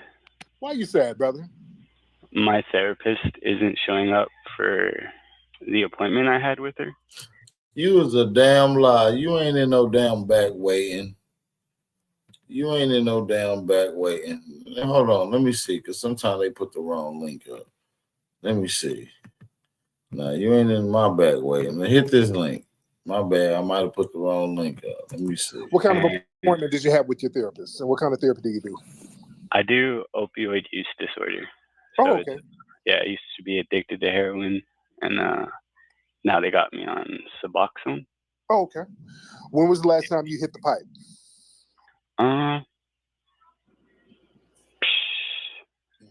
Probably like a year and a half, if not more. Okay, good. Okay.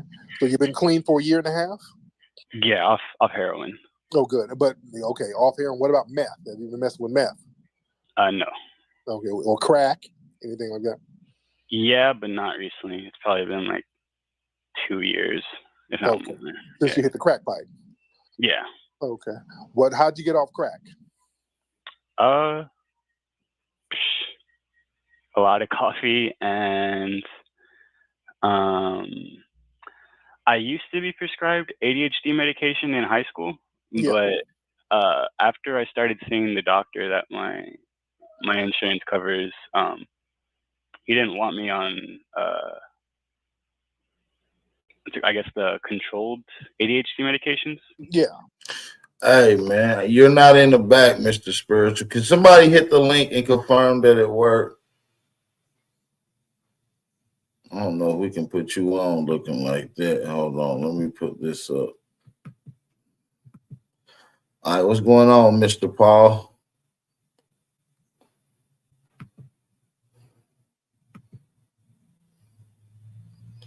I can't hear you. Let me see if we can fix your microphone. I can't hear you at all. Say something.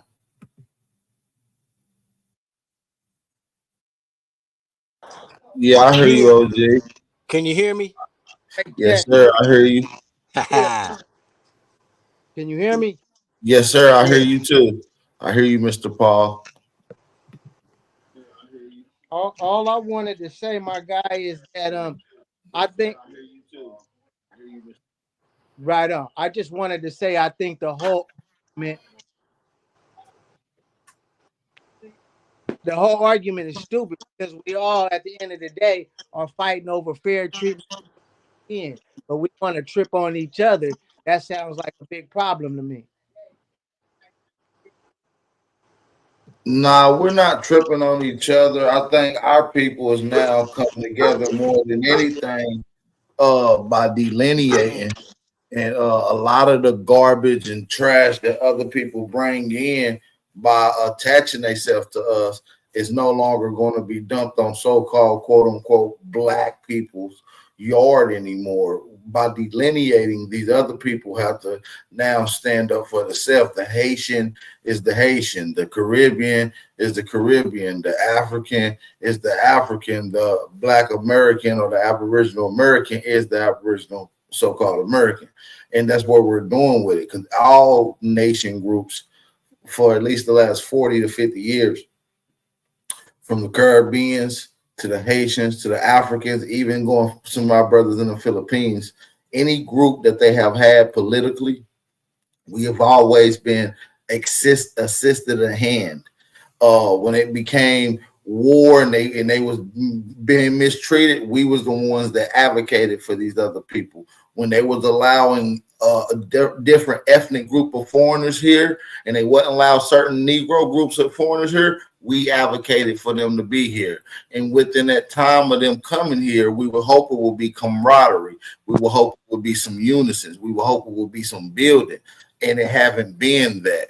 And so from that, we understood that each and every time we get the short end of the stick, while other people groups continuously eat off the plates and the backs of our people here in America without bringing anything to the table for our people to benefit off of. And so from that, I think naturally and globally, we started delineating, which is what we have been doing within the last 2 years. There's no offense, but it is what it is. We're not going to any other of these other places, getting involved in our political groups, nor are we speaking on the indigenous peoples into a political arena in their nation state. So we're not going to Haiti, getting involved with their politics, speaking down on the Haitian people. We're not doing it in any other nation group's place.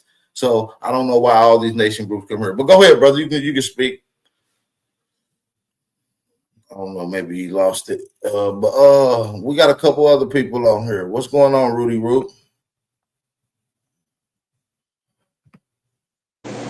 Salute, my brother. Hope everything going all right today. Yeah. Just salute. Who else up here? Two other brothers. Am I I still just can't here? see my phone real quick. Salute, group. Juice, I think. Yeah, salute, bro. I'm still here. Yeah, you Yes, good. Yep. I can't see the other two people, but salute to y'all. Hope everybody's doing all right. Oh yeah, it's true food. I don't know who the other brother is. Your camera on, bro. Back in the day, man, your camera on. What am I supposed to cut it off? No, I'm just joking, man. I'm just joking with you, brother. I'm just joking with you, bro. Oh, small shit to a giant, man. Come on now. I'm way bigger than the jokes. Nah, bro. I'm saying though, I just didn't know you wanted your camera on. I just didn't know. That's all. I just tell people because I've been caught slipping. That's all before. Small shit to a giant. My whole point is that I believe that we need to quit arguing with each other. You know what I'm saying? As far as black skin is being unfairly treated all over the world, and we seem to do really good at bumping heads with each other rather than bumping their heads against the people that's actually bringing BS to us. And that's all I'm really about. It just feels crazy. I mean, I'm part of no groups, no FBA, no Aboriginal, no none of that shit. It's to me, it's stupid when you try to pick a group. I'm not a Christian. I don't believe in God. I don't do none of that. I'm God. That's how I feel about it. Over my experiences on this place, I feel like God exploded into a trillion pieces, and we all occupy a piece. And God can't be whole without each and every one of us. So we are all important. But as far as the fair treatment of us so-called black folks, that's what I'm standing up for, whether you FBA, African, whatever the fuck. You know what I'm saying? No, I understand. I like how you say that because I don't fuck with them Jamaican ass niggas. Yeah, I fuck with all of them. I fuck with them all. No, shout out, and I respect. That sounds like tethering when you going against somebody, not fucking with somebody, doing. I wish the nigga would let me finish my plane before he let you start talking again. God damn! Hey, my bad, God. Go ahead and land your plane. It ain't you, my. I'm a giant in this bitch. I'm just hold on. I'm just letting you know we're not doing all that cursing over here. Niggas is getting booted, bro. We're not doing that. Get the hell I'm on. cool peoples, but niggas start cursing. I want to respond to what you said though. Like that whole diaspora conversation about being all unison. That's a fake ideology. That's a failed ideology. That's a failed ideology. OG is what I'm trying to tell you, and it's been a pointless ideology. So when I say my peoples, I'm not saying all skin folk or kin folk.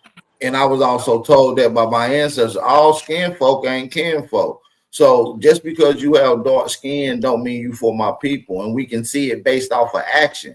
And none of these melanated groups have came over here and provided anything for the so-called Black Americans for any economic benefits. Why they economically benefit off of you, nor have they lended a hand for any political extensions. So when it comes to it, they just heard to defend for themselves. There's no longer to continue to keep putting out our plate and having people eat off of it when there's nothing coming from them to this barbecue. You see what I'm saying? So at the end of the day, we got to do better with building up our community. So when we go back and look at when Negroes let's just say in America, because that's all we know for the most part, except for this modern immigration shit.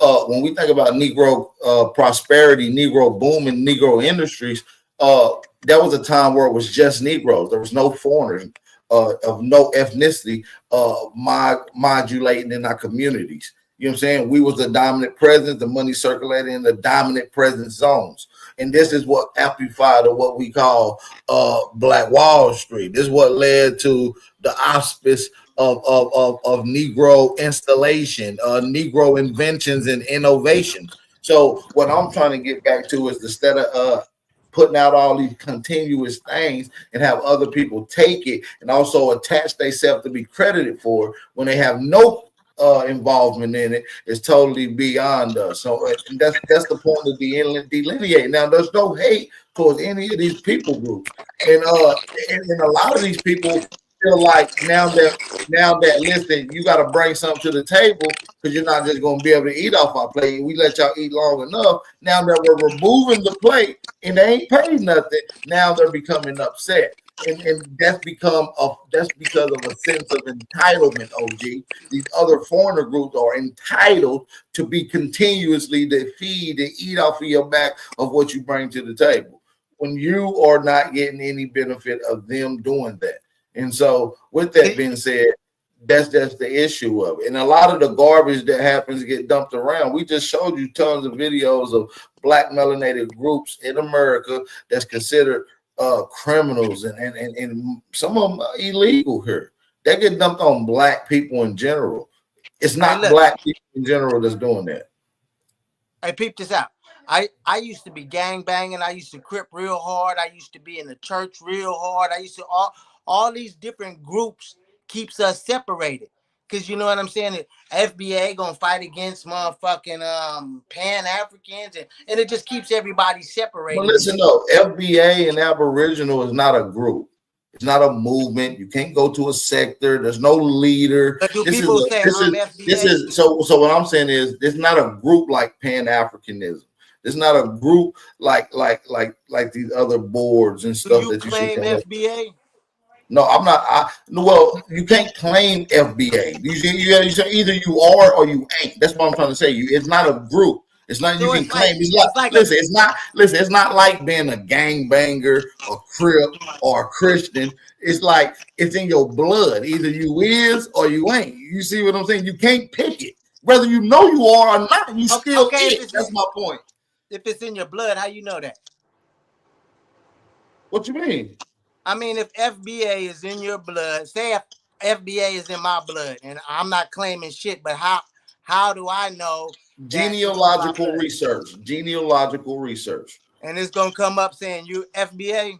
Yes. Well, it's not going to say FBA per se, but it's going to say who your peoples is, and with that elaborating on your peoples is going to put you in that category of what we're saying a foundational Aboriginal or Black American is, meaning the first people here, the original people here, the ones who built this nation, the one who come from the soil, blood, sweat, and tears of this nation, ancestors buried here in this nation. That's what is the name of the nation? America. So ain't Haiti in America? No, Haiti is in the islands of somewhere else. I don't know. What about Mexico? Yeah, Mexico is in America for sure. But that's a nation. You talking? But that's the different nation though. They see Mexico is governed up under a different government. So Haiti is up under a different government. Canada up under a different government. If these people was our same people, then the same government who colonized us would have been the same government that colonized them. But obviously they not our people. They didn't just get colonized and start getting split up. Like, hey, you can colonize these little niggas, and we gonna colonize these little. It didn't work like that. And we don't claim African descent. And listen, respect to them. They are indigenous to the Western Hemisphere. You see what I'm saying? They are indigenous to the Western Hemisphere. Them people have their own identity, their own culture. They're not Americans though. Just like an American is not a Haitian. I'm not a Haitian. Hold on. Am I Haitian? Excuse me? Are Black Americans Haitians? I would think some are. Nah, bro, you tripping. Do you see how they're saying? Say that again. I just want you to hear yourself. I Are would Black think some Americans Black Haitian? Americans are from Haiti. I mean, if you look at it in the way you looking at it, like Haiti is different, but some Black Haitians come here and they get up under the FBA title or whatever. Where your people's What from? you mean I'm Black half Haitian? Mexican and Black. See, and I knew it was some type And I of. just found that out. Listen, so who's the Mexican parent and who's the Black parent? My mama. My mom So is Mexican and the dad is Black. I was adopted. I ain't never met neither one of them though. I was raised by a single Black parent. Okay. But see, you see, sometimes you're advocating for other immigrants and tether babbling ain't just something that you can just pick up. Sometimes it's already in you. And so the heavy advocate for other foreigners only allies with your perspective, not an FBA or an indigenous American's perspective. So You're speaking on behalf of the immigrant class. You think I'm wrong for looking at all Black skin as going through the struggle? Absolutely. Name one other group that we did what we did and went through what we went through. You do that? You can't compare struggles. You can look at everybody. I'm saying the struggle as far as looking down on as being a darker skin color than other people. Struggle I'm talking about. Yeah, but that's not our fight, though. Listen, we're not fighting everybody's fight, bro. This is not what this is. We're not fighting everybody's fight. Nobody's fighting our fight. Listen. We're not fighting everybody's fight, and nobody's fighting our fight. You want to tell you how you know? Because all these other foreign groups come over here and they align right with the same colonists that you claim that we're supposed to be going against. Each foreigner align themselves with them. The Jamaicans align everybody in general. You know what I'm saying? Not everybody is that. Well, of course not. Every single soul, but in general, we're talking about systematically. Of course, we got Jamaican brothers in the panel, we got Caribbean brothers in the panel, Puerto Rican brothers in the panel. I actually got a Haitian brother on the panel with me right now who's a good brother of mine. So it's not that we're being racist at all. We're being very clarifying to the systematic point. Against other so-called Black people.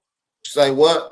Are we being argumentative against other so-called Black people and telling them they're not? No, but when other Black groups come over here speaking vitriol and just lying, we got to.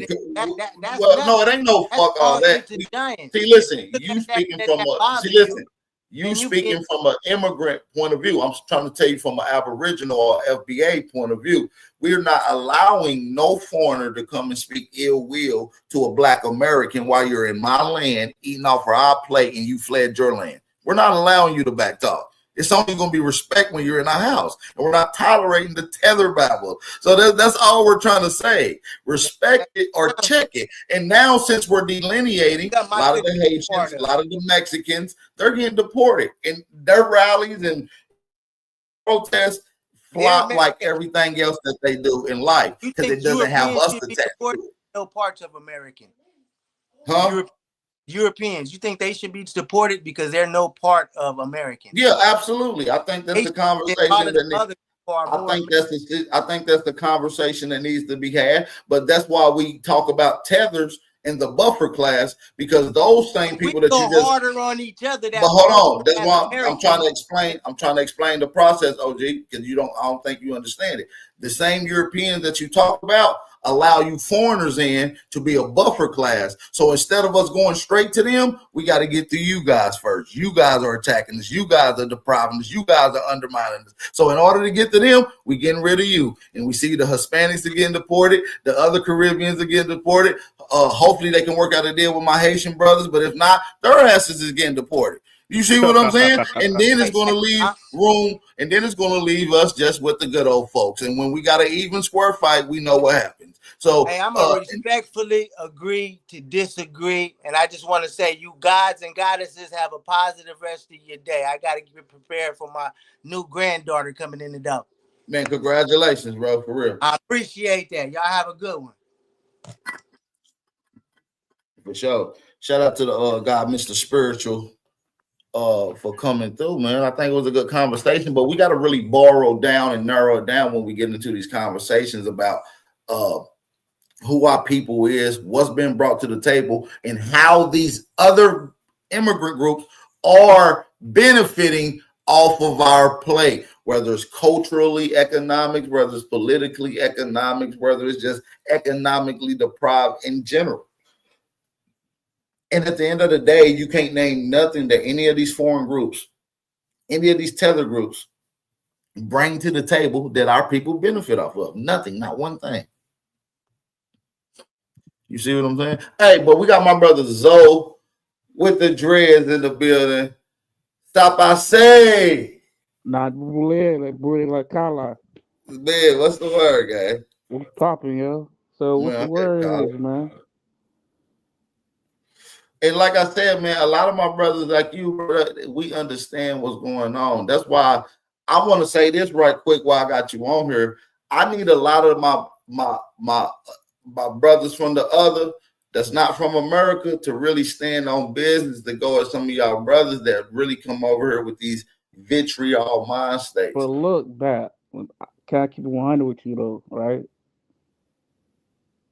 You hear me? Yeah, I got you. I heard you loud and clear. Yes, sir. Let me be 100 with you, right? Check this out. As my people, right? We are doing that, but the thing is, like, see the TikTok's crap. I ain't trying to curse on your platform, but you see how the TikTok messes. We are doing that, but the other party is grouping us on one accord. That's why all the little back and forth crap is going on. You feel me? Cause we see how our people are. Most of my people are lack of education. They don't know the history like that, right? You feel me? You hear me? No, I'm with you. I'm with you. Hell yeah, I'm letting you cook. Okay. Like most of them probably don't know the history of the SBAs or the history of the North America, right? Because in school, it's not. They ain't going in depth into it. You feel me?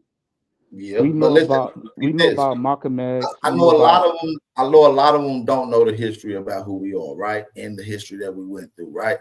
Yeah. And maybe they just ain't learning. Maybe they just weren't willing. But listen, that's the fault. Is the oppressed. The white man is the fault. But is ignorance of it? Is ignorance an excuse?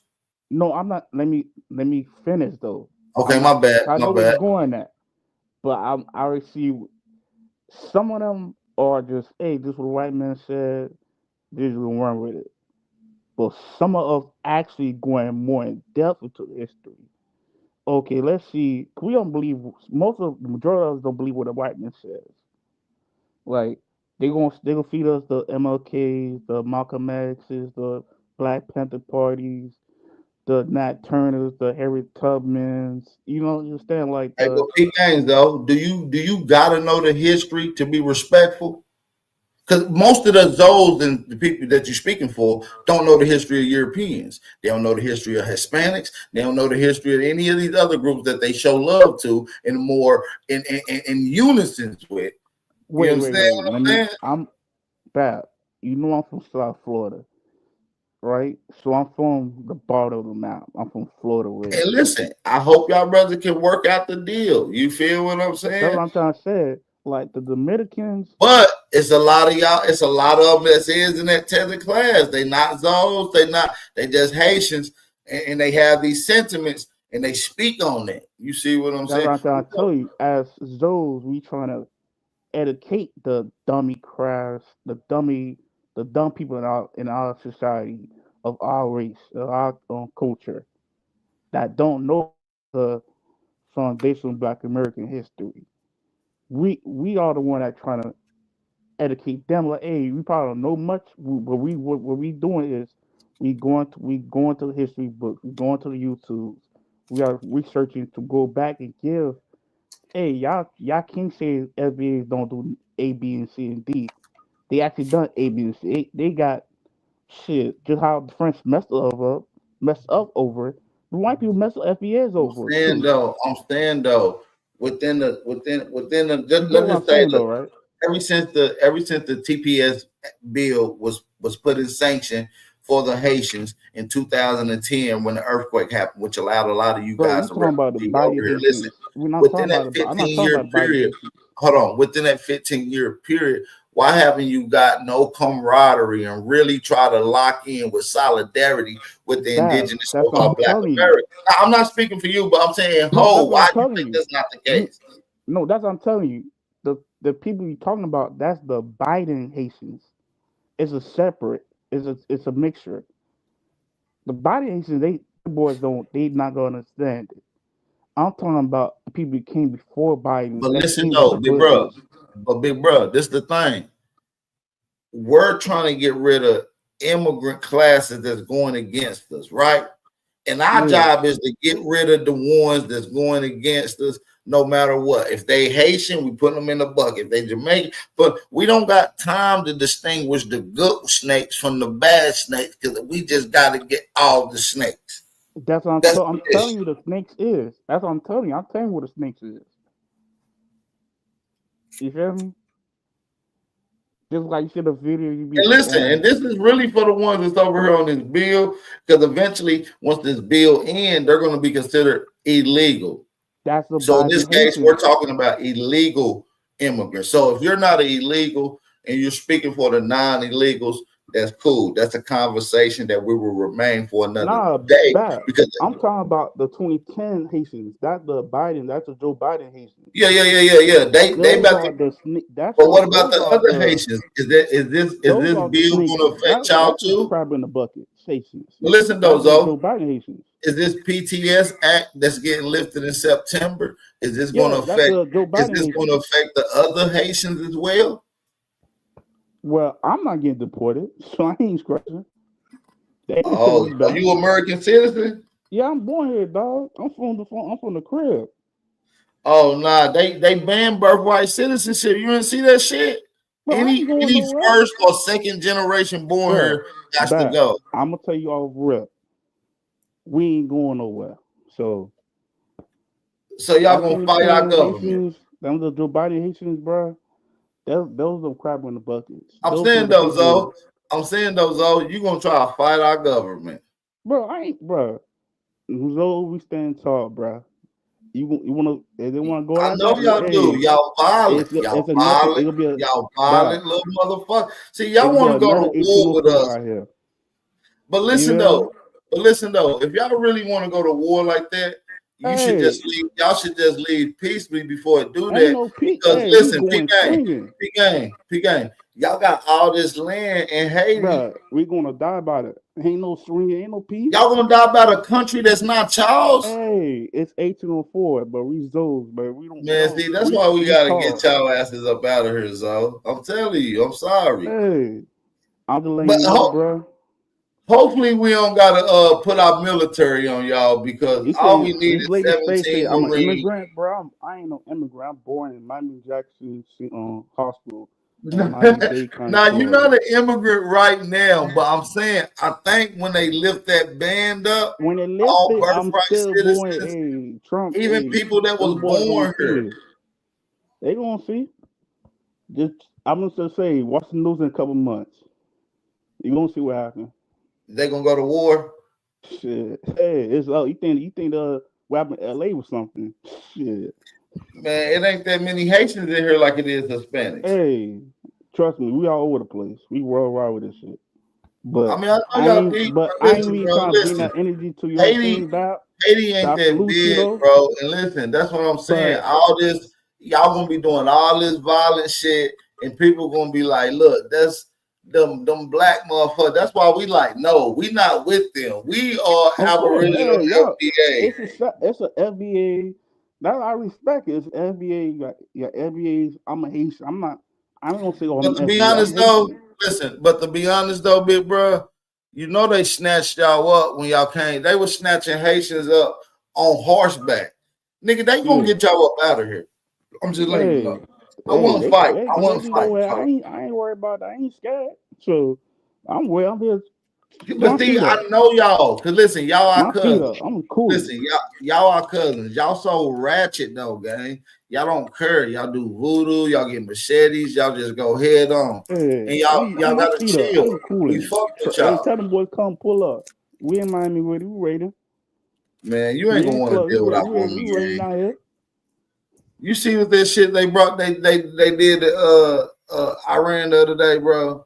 You don't want us to do that to your homeland, and then we send you to alligator Alcatraz.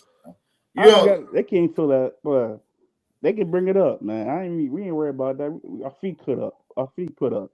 And listen, I rock with some Haitians. You my boy, but nah, y'all too violent. We know, hey, we in peace, but if we gotta take it up, we're gonna take it up.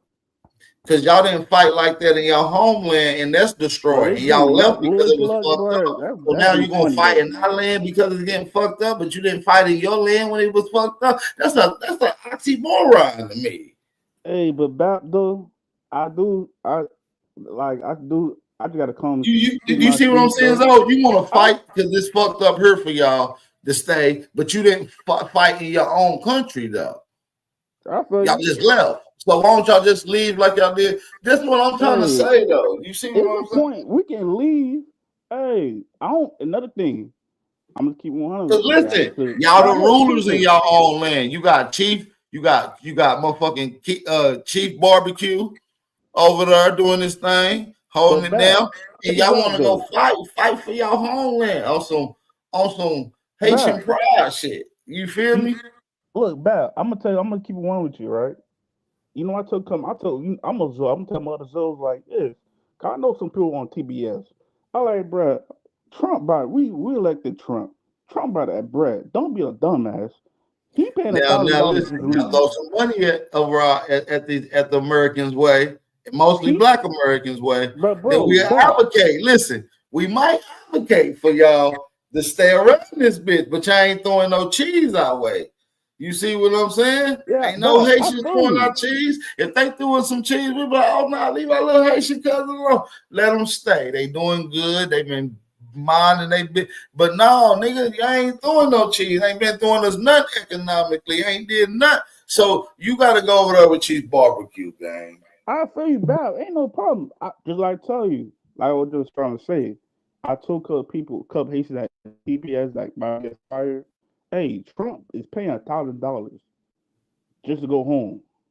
Bruh, you know how much $1,000 is in Haiti, nigga? You can go buy this. Get that bread. That's like a whole year worth of apartment, a nice little apartment. You feel me? Yeah, get that bread and leave. They want. And you already got your own cheese. Go ahead and go. You know you got the September before you be illegal. Now listen, you don't want to get caught and be illegal when it happens, because after September you get caught. You go to alligator Alcatraz, Guantanamo Bay. You don't want to, you know what I mean? The alligator thing ain't gonna work because it's already crowded. They already they building up new prisons right now as we speak. They got an $85 billion budget. They got an $85 billion budget right now for new prisons and concentration camp for illegal immigrants. They cracking down on illegal immigration, bro. And now, no offense, you legal. And I think you might even remain legal after this PTS thing expire, but I don't know. Could be considered illegal after, but you still gonna be my nigga. I ain't gonna call ICE on you. You feel what I'm saying? I'm not gonna do that. I'm riding right here. I ain't worried about no ICE. But you know I ain't gonna call ICE on you though. You my nigga. ICE been in Miami. We ain't worried about, bro. We know. But you ain't illegal right now. I'm talking about when you become when that shit expires, you're gonna be a little more scary, fam. I'm telling you, you seen them niggas protesting down there the other day in South Florida a few weeks ago. I ain't scared about that. You seen all them Haitians in the middle of the street scared as hell. That's the illegal. That dumbass. Let us go pop up and grab all them. I ain't going over there. I know better. I'm smart. They dumb. You going to protest and you got ICE in the city. They're gonna come and grab all y'all and say y'all right by the Haiti. I'm just letting y'all fuck with you. So even though you know what I mean, you gonna be illegal after when October come, Halloween. No, that ain't October. It's September. Yeah, but by the time October get there, ICE No, I gonna be told you looking already. me You out. already gone. I ICE told gonna you be already knew looking that me already. out by October is what I'm saying. I'm not gonna call ICE on y'all. I'm not. Shit. The They Hispanics, calling ICE already. everybody else. They been calling ICE since like April. So they ain't y'all. I bet you won't give me your address and let me call ICE on you. So you want the address? I'll DM the address. You didn't All right, tell them DM it pop to up. me, and when y'all become illegal, I'm gonna send ICE your way and see if you really bout it. Shit, you want me? I'm gonna put it on the chat right now. All right. Everybody get my man address because he said he don't care about ICE. And if they come and they don't take him to jail, that means he supposed to be here. You feel want me? the back chat or the public chat? I don't know. I don't think you want to put your address because I fuck with it you. right But now. I ain't scared about them people. all right, we'll put it in the main chat then, yeah. I forgot you Haitians don't give a fuck. Every time I think of some crazy ass Haitians like you, I be thinking of Bad Boys too. You know what I'm saying? Them motherfuckers was wild, okay? No bullshit. Y'all violent, man. Like y'all know y'all violent. It's right there. 2124 Northwest 93rd Street, Miami, Florida, 33147 zip code. And you All from right. the crib. Now we ain't You know coming that. over there. Don't nobody go over to his house. Don't dox him. But listen. Bap, you know where that crib at. You say you from you know people from Miami. Yeah, you know you in where the that crib slums. at. Don't go over there dox it because the feds gonna jump over there. They ain't gonna pull up. That whole block on fire. Man, shit. That's wicks all down that block. Damn, that's where you stay, gang? Yeah, I'm right in the city. I'm living in the city Damn, with it. bro. You in the trenches, bro. Yeah, so tell them to pull up.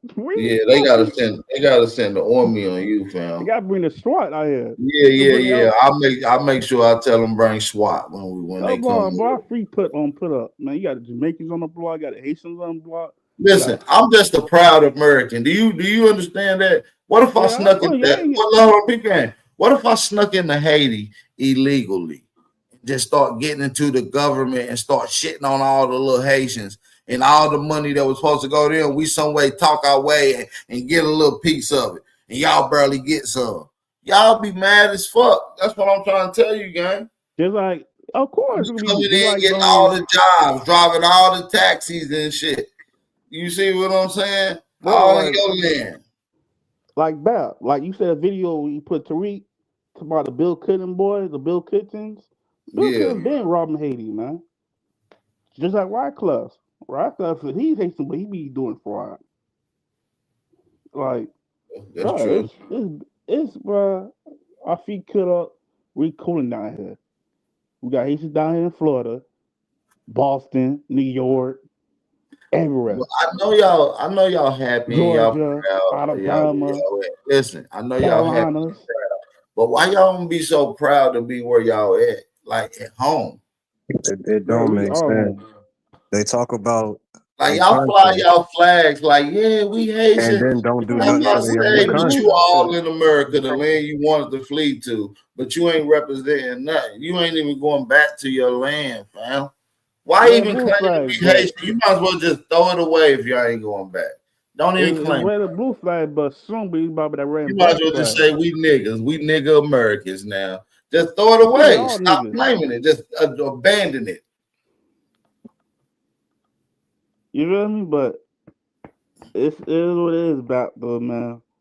Nah, you know I fuck with you, but you at know the end of the it's day, a red bro, blue I right gotta, now, gotta but be real soon as because red this black is flag. systematically. Because you might be a legal immigrant that's here, so you might not be affected, man. but some of I got your a cousins passport. and your brothers and them, they might be fucked up, gang. Yeah, my cousins, they fucked. I already told them, hey, I'm But see, you see, what if they was advocating and locked in with us?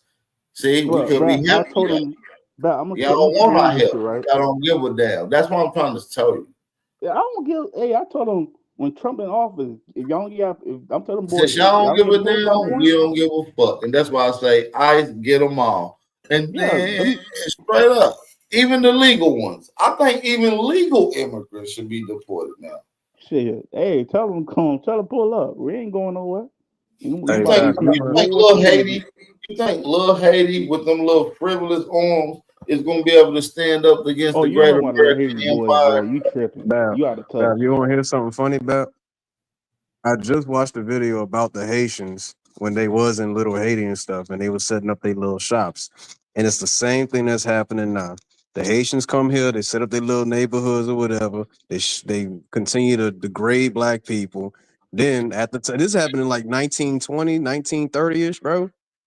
And then once them Haitians got all their stuff together, bro, they start messing with us. And then the same thing happened. They start deporting them Haitians, and then they start asking black people for help. Now, it's the same thing. History is just repeating itself all over again, bro. Yeah, that's exactly what it is, man. But nah, no offense to Zoe cool, I ain't worried about, bro. I ain't take that nothing to me.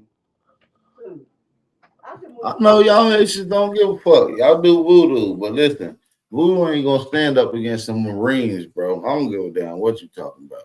If you think the French did something to y'all ass, nigga, what we gonna do is nigga dramatic. Nigga, one bomb, one plane, nigga, take over your whole goddamn homeland. And then the rest of you niggas get rallied up in concentration camps. See, y'all ain't that tough. See, y'all need to be a little more humble. That's what's wrong with y'all. Y'all immigrants done got too entitled in a foreign land that doesn't belong to you. Seriously. Y'all gonna be rounded up in concentration camps, and y'all gonna be yelling for help, and y'all little island is gonna be a thing in the past. It's gonna be talked about in history. We not yelling, but we straight, bro. We cooling. All right, bro. It's When nothing to Donald us, Trump giant, dropped a man. motherfucking nuke on your shit, bro, We I cooling, don't say man. Big Bap didn't tell you so. Hey, drop that nuke. We cooling. We'll If gobble Chief that shit up. Barbecue even act like he want war, he getting barbecue. Hey, we He want gonna live war. up to his name. He gonna live up to his name, gang. Hey, we don't want war then. Hey, tell them pull up. But nah, I fuck with my Haitians though, because y'all ready. That's why I say we need to be on teams, because y'all ready to go to war like we ready to go to war. You see what I'm saying, gang? Like that's what I said. I ain't going back. We should be on teams, right? Like, listen, think about it. What if Haitians and Black Americans got on teams? Man, What the you white think? boys they gonna fill us. Come on, what's gonna happen, gang? So white people, Trump gonna fall down. It's over with. Who gonna run the world then, nigga? Yeah, us. That's what I'm trying to say. But y'all ain't trying to team up with us, though, bro. Y'all trying to go against us. That's What's up the with that? 2010 Bidens. The Biden niggas, they ain't trying to. Yeah, but it's a lot of them, though. It's a lot of them motherfuckers, bro. That's a them lot. Biden Haitians. Them Biden Haitians trying to link up. It do got some other Haitians that came prior to Yeah, we Biden need y'all to that talk to actually them good linking and up right with so we can get together. Y'all different only got groups. to September, fam. We ain't got that long to make this unison. That's what I'm trying to tell you. Don't listen to the 2010 Bidens. We got some zones down here in Miami that actually linking up with FBAs, that in the politics, that actually doing stuff for the community with the food banks. So whose You feel community me? though? Whose community though? You feel me, about? But No, Who communities? Whose communities though? Community is these Haitian bro, politicians. we got a forum. It's a community based forum, and like I think it's like in Overtown. It's not Little Haiti. It's in the African. It's in the FBA community. But we all come together and build stuff. It just that stuff don't get spoken upon like that.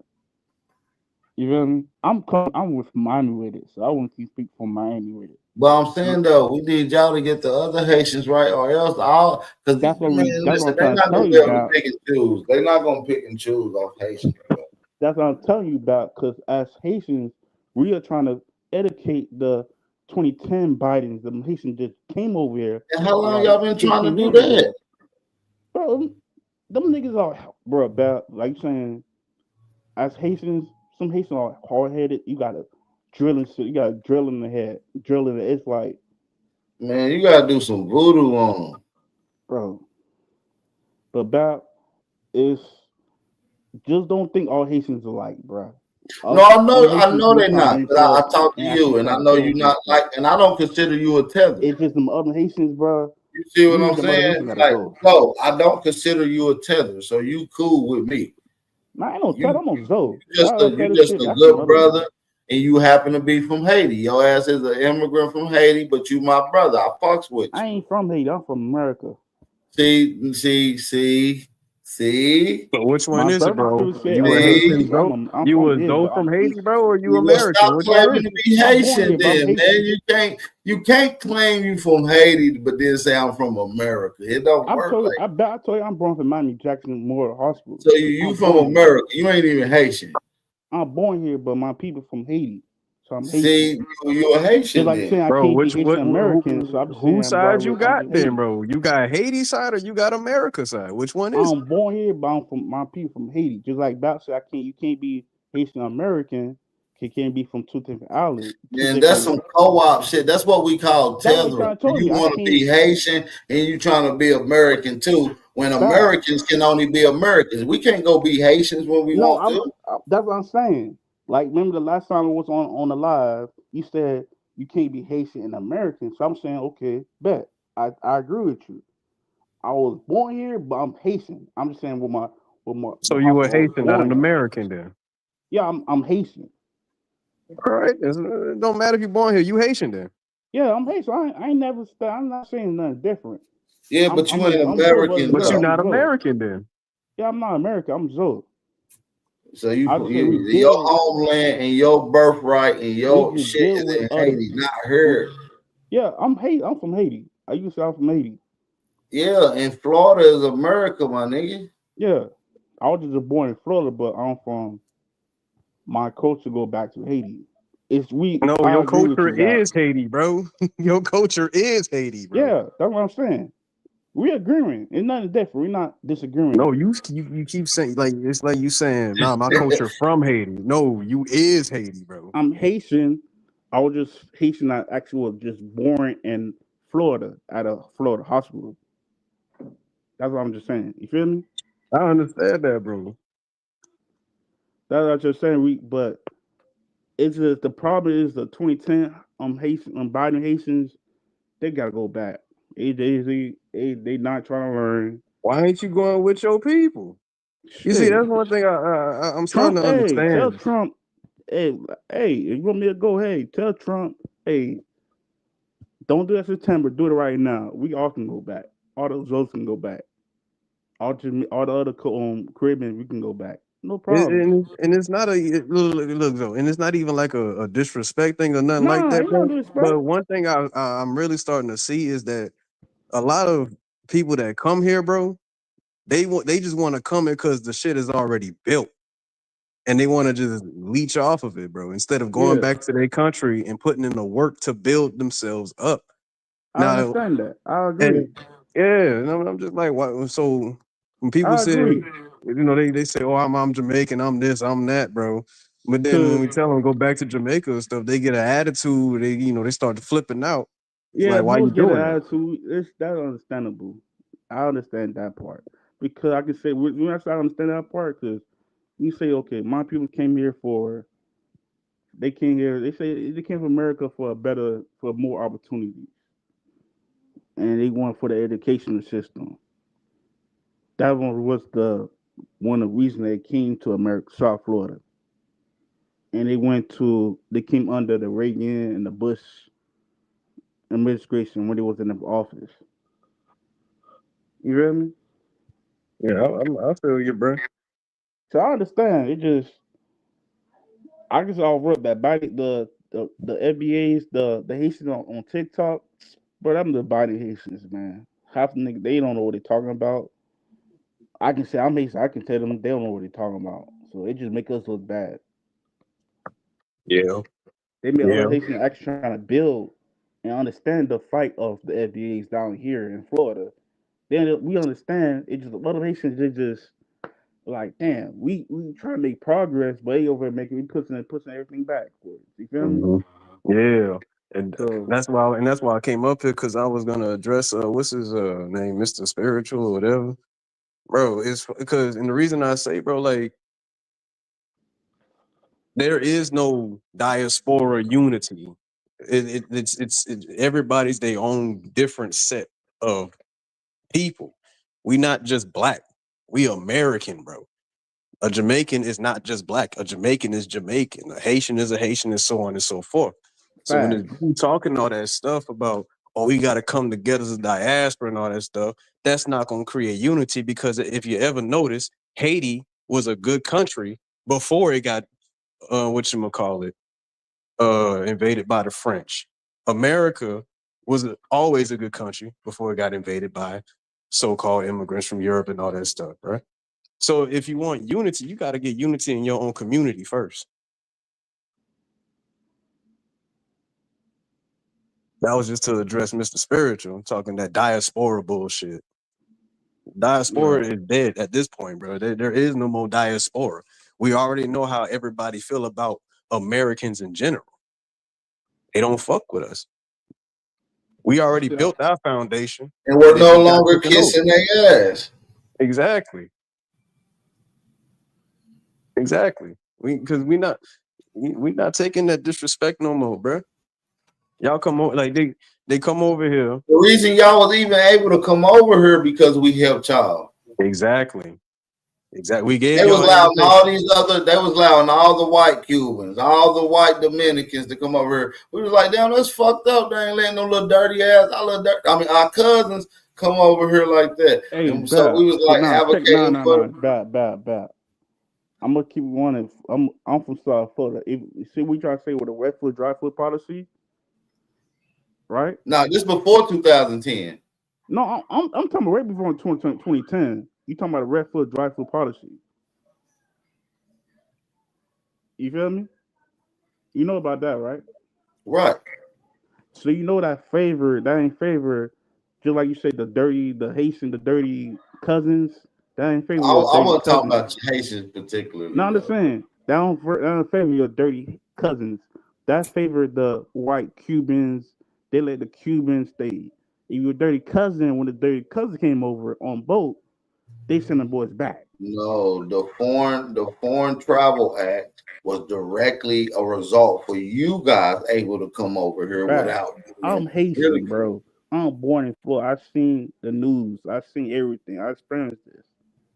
They sent certain Haitians could stay, but certain Haitians they sent back because if you a violent Haitian and you known for doing voodoo and robbing over there, we're not allowing no bunch of degenerates over here. This is the land of milk and honey. Hey, Bal, holler at your people from Dade County and tell them about a racial dry pursuit policy. They'll tell you. They'll put you on game. Cause they know that they ain't favorite the Haitians. That favorite. How the hell do you think you got over here legally? You and your parents.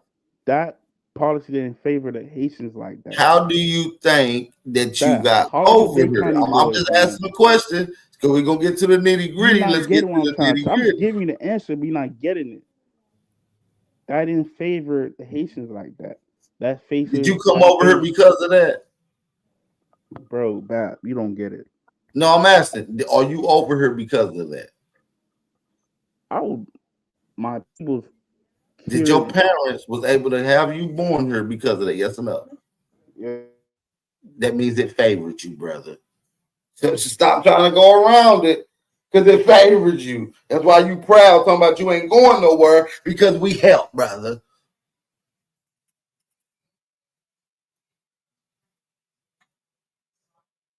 This is a 50 fact. Come on now, Zoe. Don't go nowhere. We just now cooking. We just now cooking.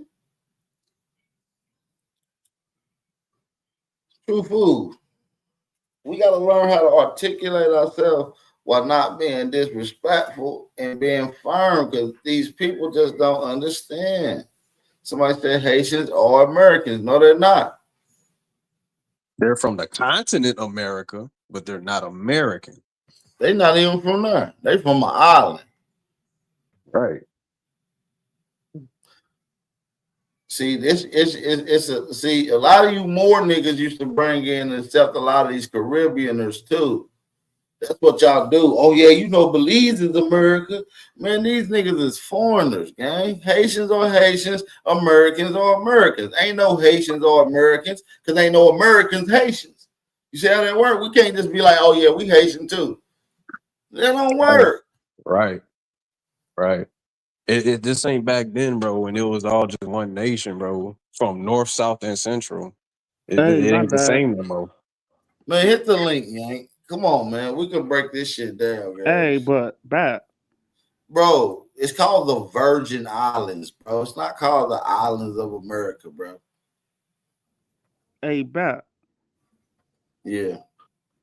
So you know people from Dade County, though, right? Huh? You know people from Miami, right? Yeah. I got family down there right now. All right, so bad. Let me ask you a question though. So you got people down here, right? Ask them about the And I got referendum. some Haitian homeboys that I'm cool with that's down there too. Ask them about the referendum drive-through policy and ask them what is favored. Then hear the response. That's what I'm gonna say. Okay, I'm gonna play it. Cause I'm gonna if play you it. hear the response, you see, okay, they gonna tell you, they gonna keep it real, because they from Miami. You know how much you get paid in Haiti an hour? 41 cents an hour, gang. You heard what I said though, right?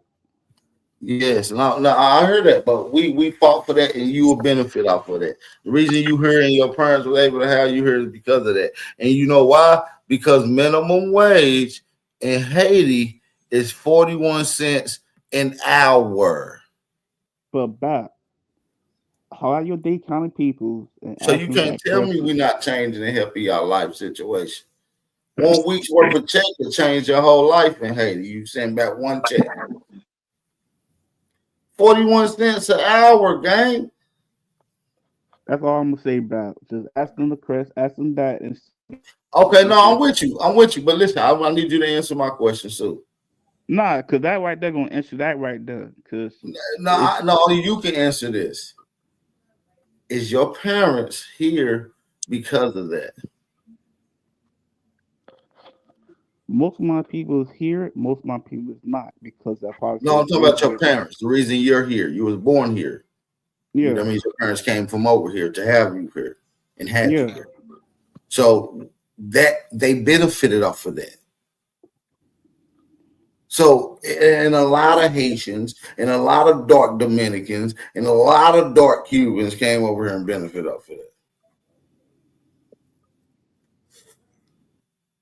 It's the reason y'all can able to create 305, Opalaka, Lil Haiti.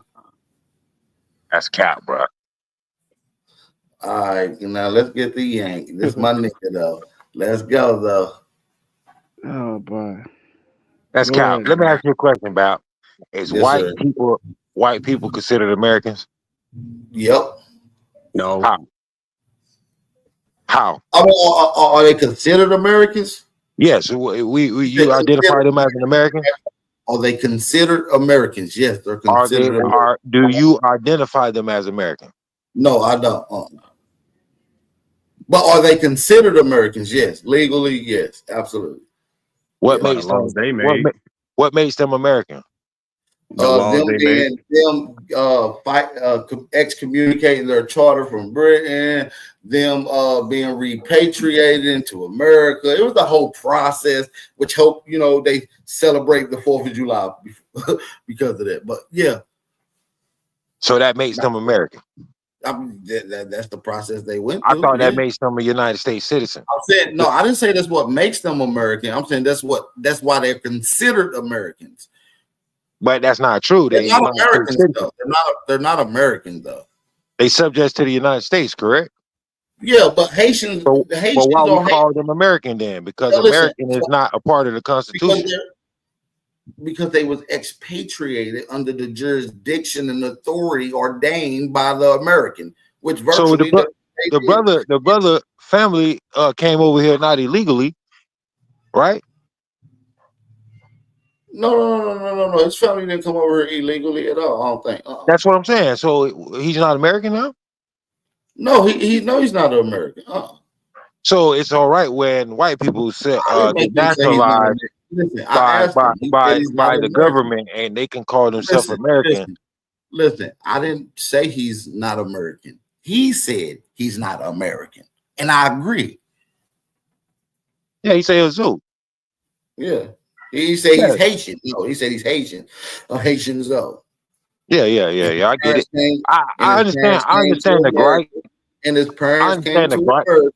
And his parents came to America because of an act that allowed foreigners to come here that we have put in progress. That's all we saying, bro. He's saying Haitians didn't benefit off of it. You're literally a result of that benefiting off of that. But back to the initial. But it was Haitians here way before. I want to get to the initial conversation that you came up here. Prove that Haitians are American. That's what I want you to do. You say, okay, here we go. The Americans are the original people of the continent, not European. Now it applies to European. Why? Because they calling themselves American. Because if you read the Constitution, they are United States subjects. They're not right. Now, let me American ask you this. citizens. I agree. Let me ask you this. Who's the original people of Haiti? Say it again. Who's the original people of Haiti? Is it the Dominicans or is it the Haitians? It's the Haitians. Okay, so Haitians are the original people of Haiti, and Americans are the original people of America. It's okay, not but that hold on, bro.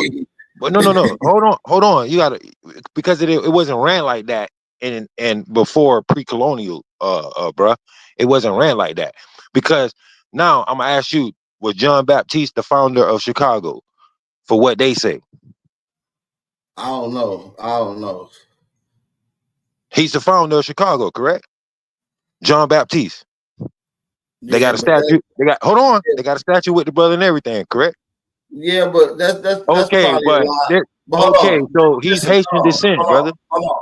They got a statue of Alex Haley, downtown Knoxville, Tennessee. Just because they got a statue and promote your historical fallacies doesn't mean that it's correct. What I'm saying is that we know that Chicago, and spelt by the indigenous name Chicago, was on maps long before that guy was allegedly said that Chicago was established on the maps on 1500s, 1600s, 1700s. Come on, man. So but the word Illinois itself is a Creole word. Haitian come over here and found no goddamn Chicago. It ain't even a Haitian dominant place. Yeah, it's probably the least out of all the large cities in America. Chicago probably has the least Asian population. That's crazy. But what makes them least populated Haitians? Because they don't identify, because they've been in America long, so they identify as American. Because if you born here, you considered American, right? If that was the case, bro, it wouldn't identify and distinct and separate him from an American by saying that a Haitian established Chicago. It would just say a Black American or a Black guy named John, but they separated. So they're making the distinguish, and I'm also agreeing with it. When did they distinguish that? Because when you first looked it up, it didn't say John Baptiste, a Black man. It didn't say he was a Haitian descent. That came later. Okay, boom. So let's get there. So now we got to verify whether or not he Haitian that you alluded to. So now he could be from Louisiana, which has French names. He could be from Mississippi, Natchez, which happen to have French names. But the name Illinois itself is a Creole name. Hold on. What I'm saying is these three places, Mississippi, Alabama, New Orleans, use French names, what they call French names as well. And we know that a lot of the residents. Hold on. We know that a lot of the residents that is in Chicago actually come from Mississippi. So how do you distinguish? Listen, what I'm saying to you: Mississippi, Illinois, Louisiana, all Creole words, bro. That's what I'm saying. Like, what is your argument? You kind of lying right there. Mississippi is a Creole word, bro. It's not a Creole word. It's a newer term to say it, but when you get into the French, we'll get into the original. French didn't even, brother. Listen, what I'm saying to you: French came much later after Creole. Are you crazy? No, I'm not crazy, because the word France came from King Louis. Show me anybody speaking Creole in America before the 1700s. That's crazy work right Illinois, there, brother. Illinois was a Creole word itself. No, Show me. Yes, it is. Illinois. It means Hold land. on. His island is black. That's You what it can prove means. me. Listen, you can prove me wrong, and I'm not a dishonest guy. I'll shut up. You can drop the source in the back right now. This is source up and shut up right The now. brother speak. Listen, this is French. source up and shut up right now. Show me any Creole people on record, known documented Creole people in America before 1700, and I'm gonna show you French people in America before 1700. Let's go, brother. How King Louis XIV was called France first, bro. Show me him in America. Show me Creole people in America before 1700. That's all you gotta do. That's a That's fact. not a fact. All you gotta do is show me King Louis the Creole XIV in was called French America, first. bro. Said what? Show me came Creole from people French, bro. in No, it America did before not. 1700. How you Hey, gonna tell Yang, somebody that hold live in on. Louisiana, bro? Hold All right, on, I've been hold on. doing this since I was a child, bro. Hold on, truthful. We're not All right, about to my do bad. all this motherfucking Moorish Science Temple babbling. I fucks with y'all, but we're not about to do the Moorish Science Temple Circle 7 runaround. I need you to drop a source saying that anybody was Creole in America before 1700. That's it. It's not hard. One source. It's simple, and I will concede to you. I will say you're correct. Let's move on, brother. But I know you're incorrect. That's not true. Do you hear what I'm saying about? Like, Yes. you making a blanket argument, bro. That's not my argument. No, I'm you saying Creole was before the French in America. It was. I'm saying show me Creole before 1700s, because that will verify your claim. So who is the original French, bro? Man, we're not going through all these soliloquies of who this It's who. not. We're gonna You giving it credit to white folks, no, bro. we're gonna deal with the first claim. Listen, bro, you giving credit to white people, and white people Bro, don't even create I the haven't said language. nothing about one white person in this whole conversation, but we're not going to move from the topic of your claim. I need you. What Yank. You does came up Illinois here. mean, Hold bro? on, Yank. You came up here, and this is source up or shut up, bro. I'm just being real. You got to give me a source, bro. We're not asking all these questions to answer Bro, I speak questions. the language, brother. You made a claim. I made a claim. You said Creole come before the French. I said show me Creole in America before 1700. That's it. That's all you got to do. Anybody being considered Creole in America before 1700s? Bro, Creole would speak. Jacques the First is before. Show me. Drop the source in the back. What language was they speaking? Drop it in the back, bro. We're not What language was they speaking? I'm not taking none of these words for it. Drop it in the back, bro. Don't ask me no questions. Drop it in the back, fam. Brother, I speak the language. What the hell are you talking about? I speak the language, bro. Show me Illinois.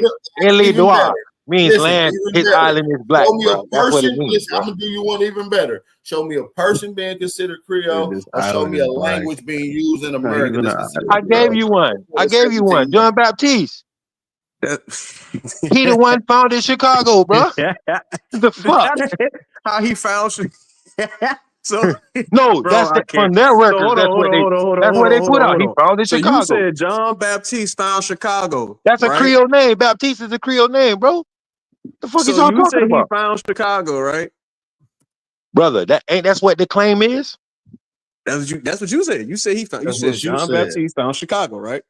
That's what the claim is. So no, the claim is the claim is to show me a Creole person or language in America before the 1700s. You said John Baptiste, that's in the 1800s. I don't know if you know your timeline. I said what now? Over a dozen times. He's in the 1800s, brother. So he doesn't have parents, brother? I'm not even about to talk to you because you ain't got no sources, bro. You're not supposed to. Y'all niggas crazy. Damn, these niggas crazy.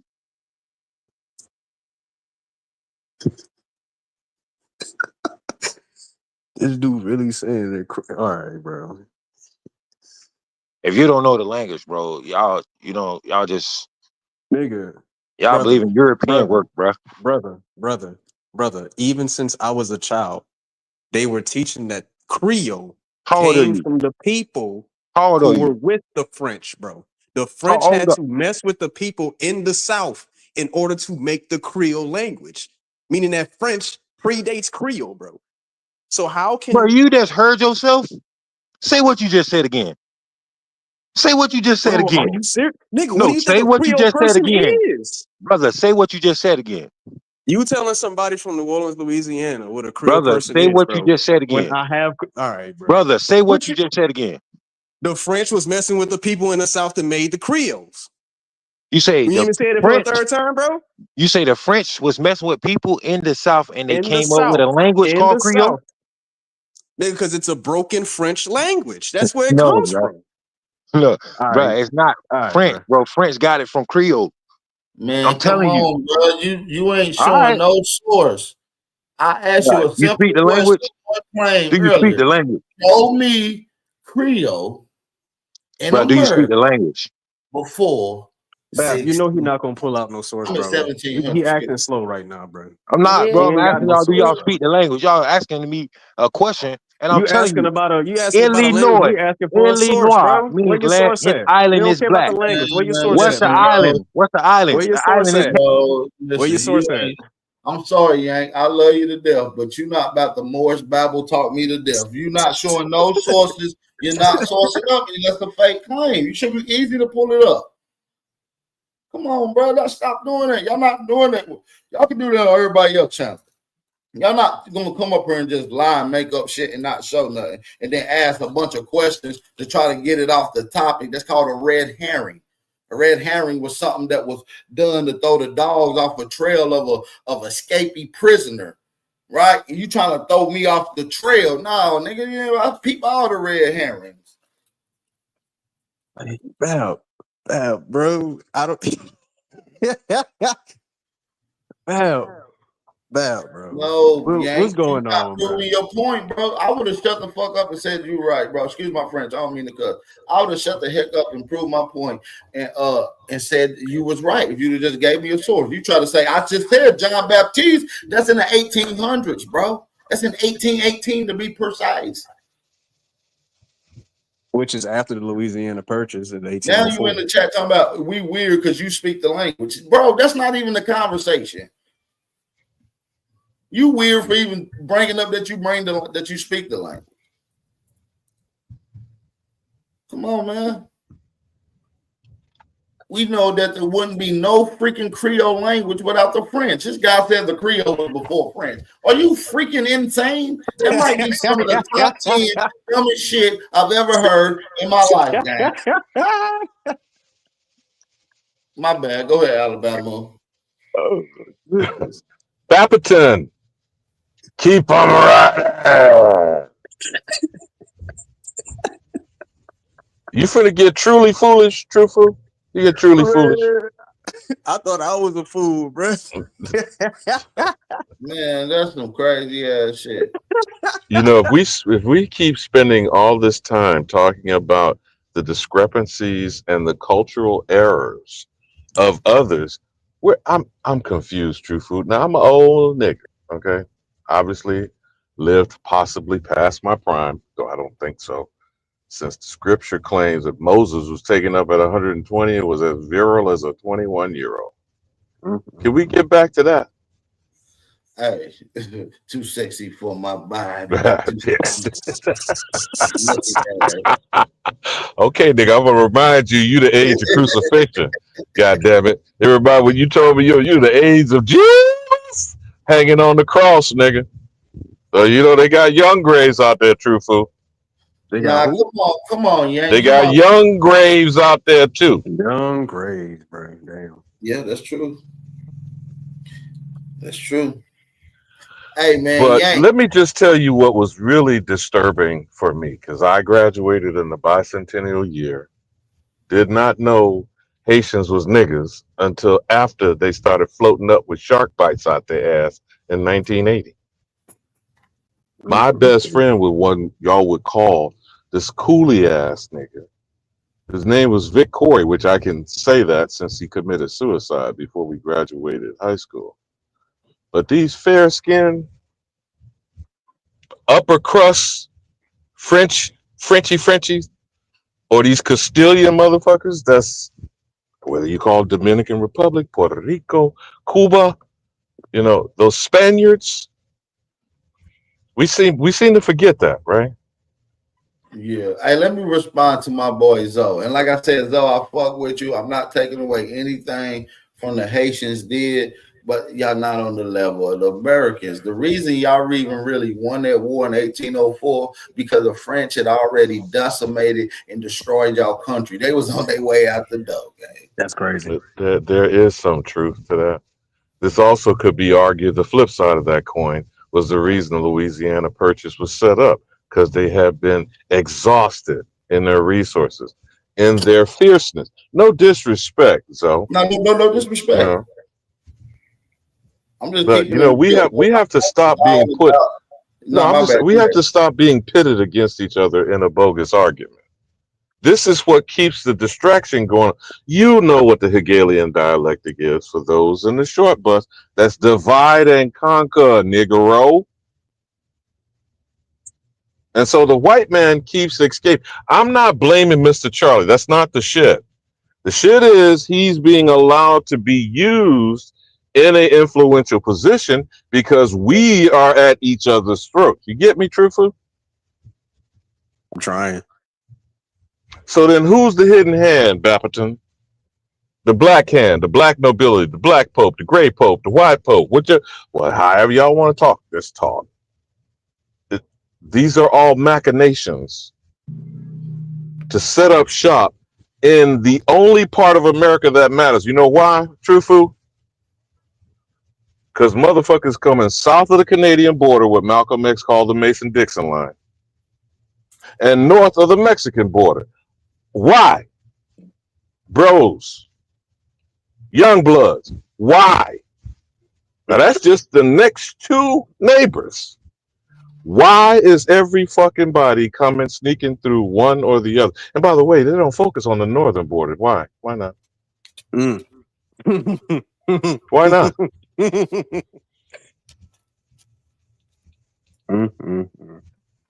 You feel me, Truthful? I feel you. Now I want you to Google this sometime because I just stumbled upon this right before I called you, Bap. Are either of you young bloods hip to heritage citizenship? Who? Heritage, as in the Heritage Foundation, as in Project 2025. Are you young brothers familiar with your vice president, JD Hillbilly Elegy scheming motherfucking Vance, who is over there amongst these degenerates, True Fruit, and saying there's such a thing as heritage citizenship? Would you like to hazard a guess on what that is? And you can Google it if you want, Bap. Just a JD Vance speaks before the Heritage Foundation speech on heritage citizenship. And y'all, I'm guessing that's something to do with chop that up. I'm guessing is it similar to what they birthright citizenship in a way, except now no. How about blood right? How about blood right? Since they want to talk birthright, how about bloodline? What type of bloodline would these crackalackers be claiming? Bapperton? Now this little short, it was talking about 5 or 6 minutes, but this is an interesting white boy who was contemplating. He's supposedly speaking on this as a legal scholar. Truthful. So if you can say you had an ancestor that fought in the Revolutionary or the Civil War, I gather it would matter not which side. Hey, Alabama, I gotta step away from you. Hold it down for me, OD. Hold it down. You enjoy. Yeah, just walk with me on the conceptual thinking, Truthful. You want to know what's really fucked up with the idiotic conversations that people have? What's that, Alabama? Citizenship has no basis in blood right lineage. It sure don't. Because last time I checked, I thought it was it is a privilege. You know what this goddamn criminal motherfucker, 34th time convicted felon. You do understand he's not been sentenced. You know why they postponed his sentencing as a convicted felon? You want to guess on that? Why? Because he was elected. Because he's being a good little pet to the. Well, that's probably a bigger picture issue, but I'm just going to deal with the simple facts of a convicted felon in this criminal enterprise, which is ironic on its own, right? What's stripped from you as a convicted felon? The right to vote? Right. To be gainfully employed? Right. Is this white nigga with an afro got both of those things? Is this motherfucker in public housing? Is the bitch in public housing? Mm. Is he paid a federal tax-paid salary? Now, some might say he donated. You notice the motherfucker didn't say shit the second time, man. Right. He supposedly donated his salary the first term, right? Right. Allegedly. What proof do we have?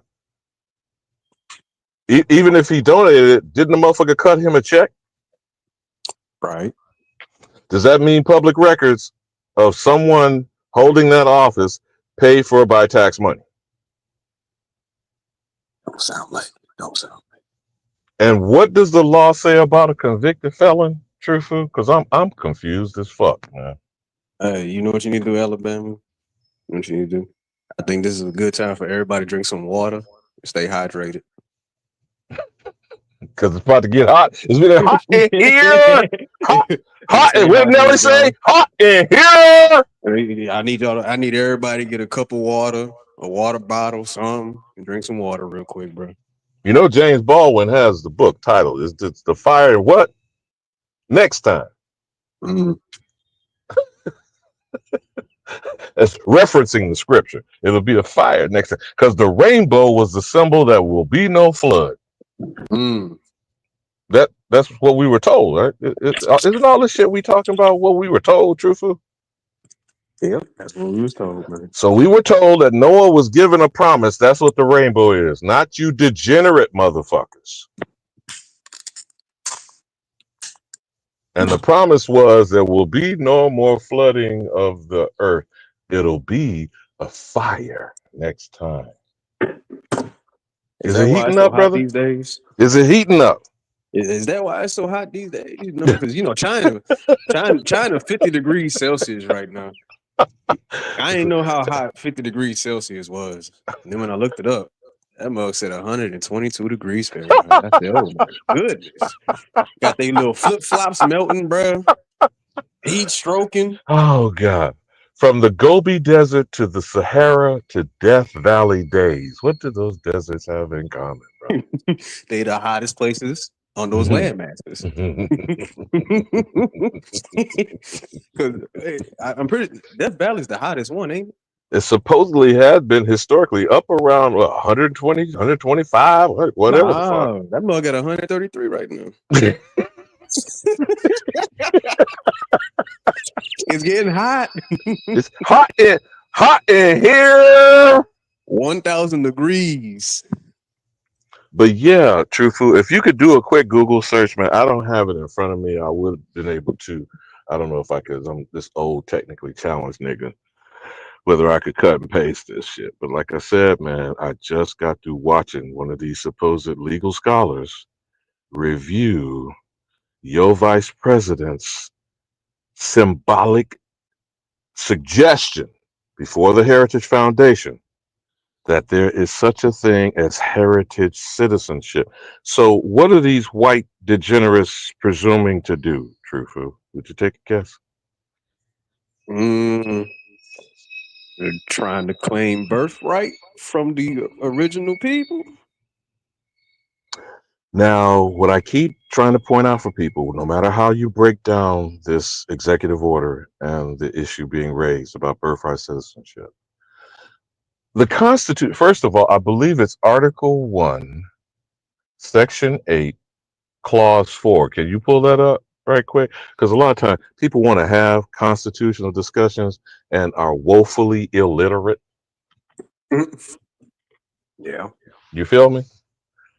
In that clause, again, I would say Article 1, Section 8, Clause 4, the Constitution directs the House of Representatives, because that supposedly is the people's house, right?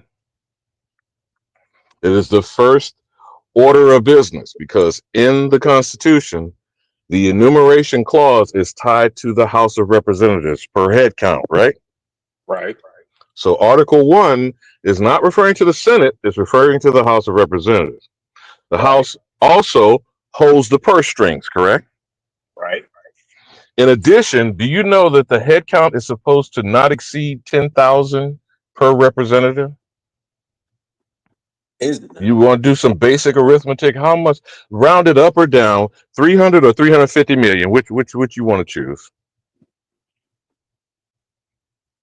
Divide that by 10,000. How many members in the House of Representatives should there be? More like 30,000 motherfuckers? I honestly don't know. I honestly don't know, actually. This is my point, Truthful. Again, it's not to call you on the carpet, embarrass you, or anything like that. No, I try to deal with things. You know what Ronald Wilson Reagan called facts? Stubborn things. Facts are stubborn things. That's why idiot motherfuckers avoid facts and run on opinions, emotions, feelings. But the facts will continue to be there. You think the sun give a shit whether you understand it rises and sets or is stationary? How do you prove either one? But it's hot in here, huh? Huh? Is that a truth you can live by?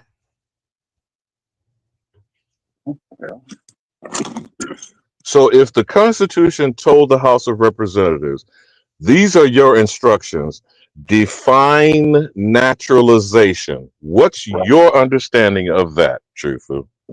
Naturalization. Honestly, I really don't know, because I heard that word a lot when it came to, like, U.S. history and all that stuff.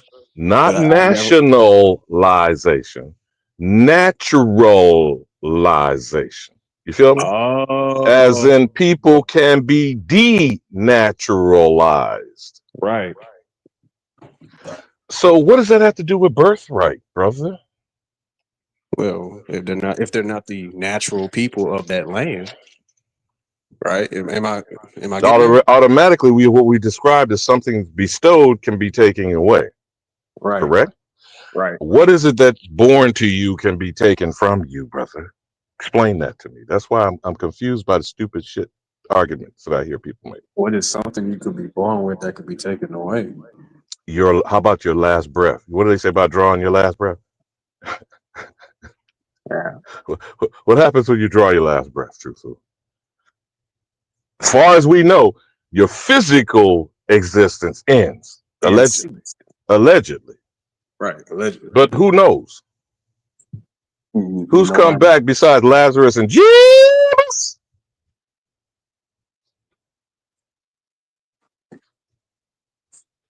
But the only thing that can be taken from you is life itself. You see what I'm saying, Truthful? Right. So what does citizenship have to do with your birthright and your bloodline and your inheritance? Not a damn thing. Why can't we comprehend that, my good young brother? Because we some slow peoples. we's a real slow. What did Big Mama say? Bless his heart. You're special. And you know what she said with emphasis, you need to go check yourself. Right. But this crack-a-lacka wrote the book Hillbilly Elegy. That's like the Hatfield and McCoys and motherfucking bases of the Appalachian Mountain. What the fuck does he have the gall to think his heritage is?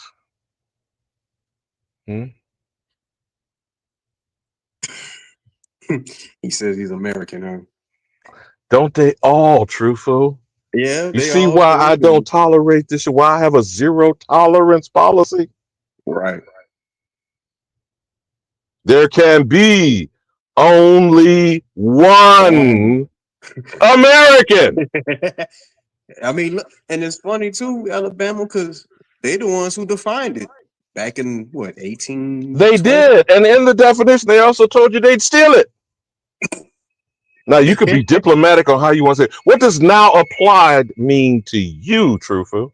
Meaning.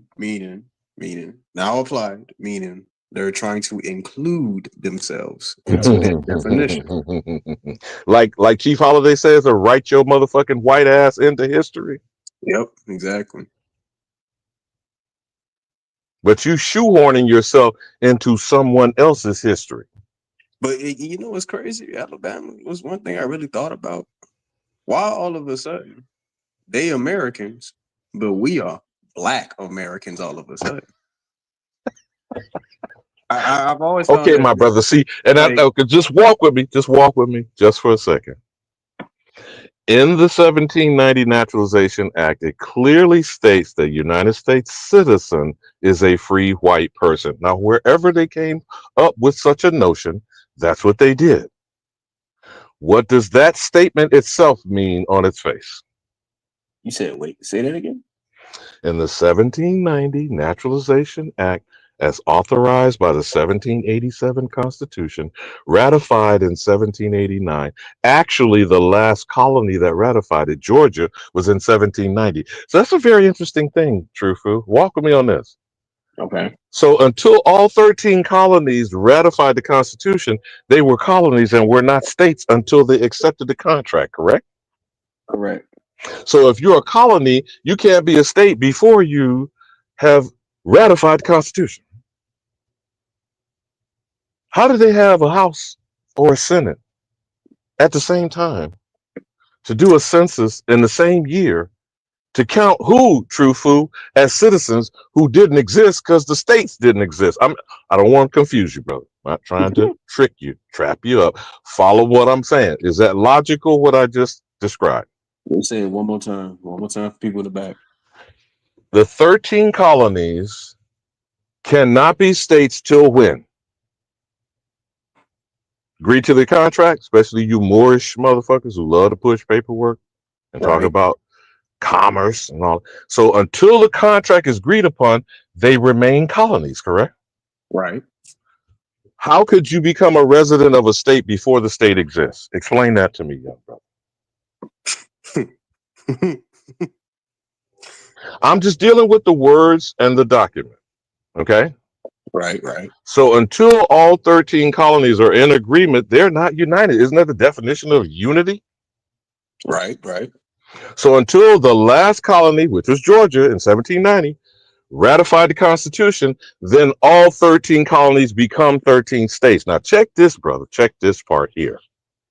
Under the Naturalization Act of 1790, what's residence mean to you, Trufu? Where do you reside? Do you reside in the United States, or do you reside in a colony, or in a settlement, in a village? Where do you reside? All of these things. Yeah. You said during that time? Well, 1790 is the key year.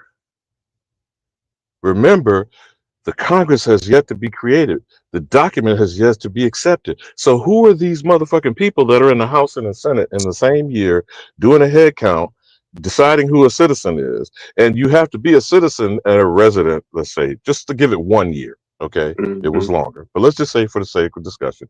So when could the first state residents of a colony that's yet a state, how could you have resided for a year before the state's creation? I'm just talking about being a law-abiding citizen, Trufu. Though we know we're talking about criminals, right?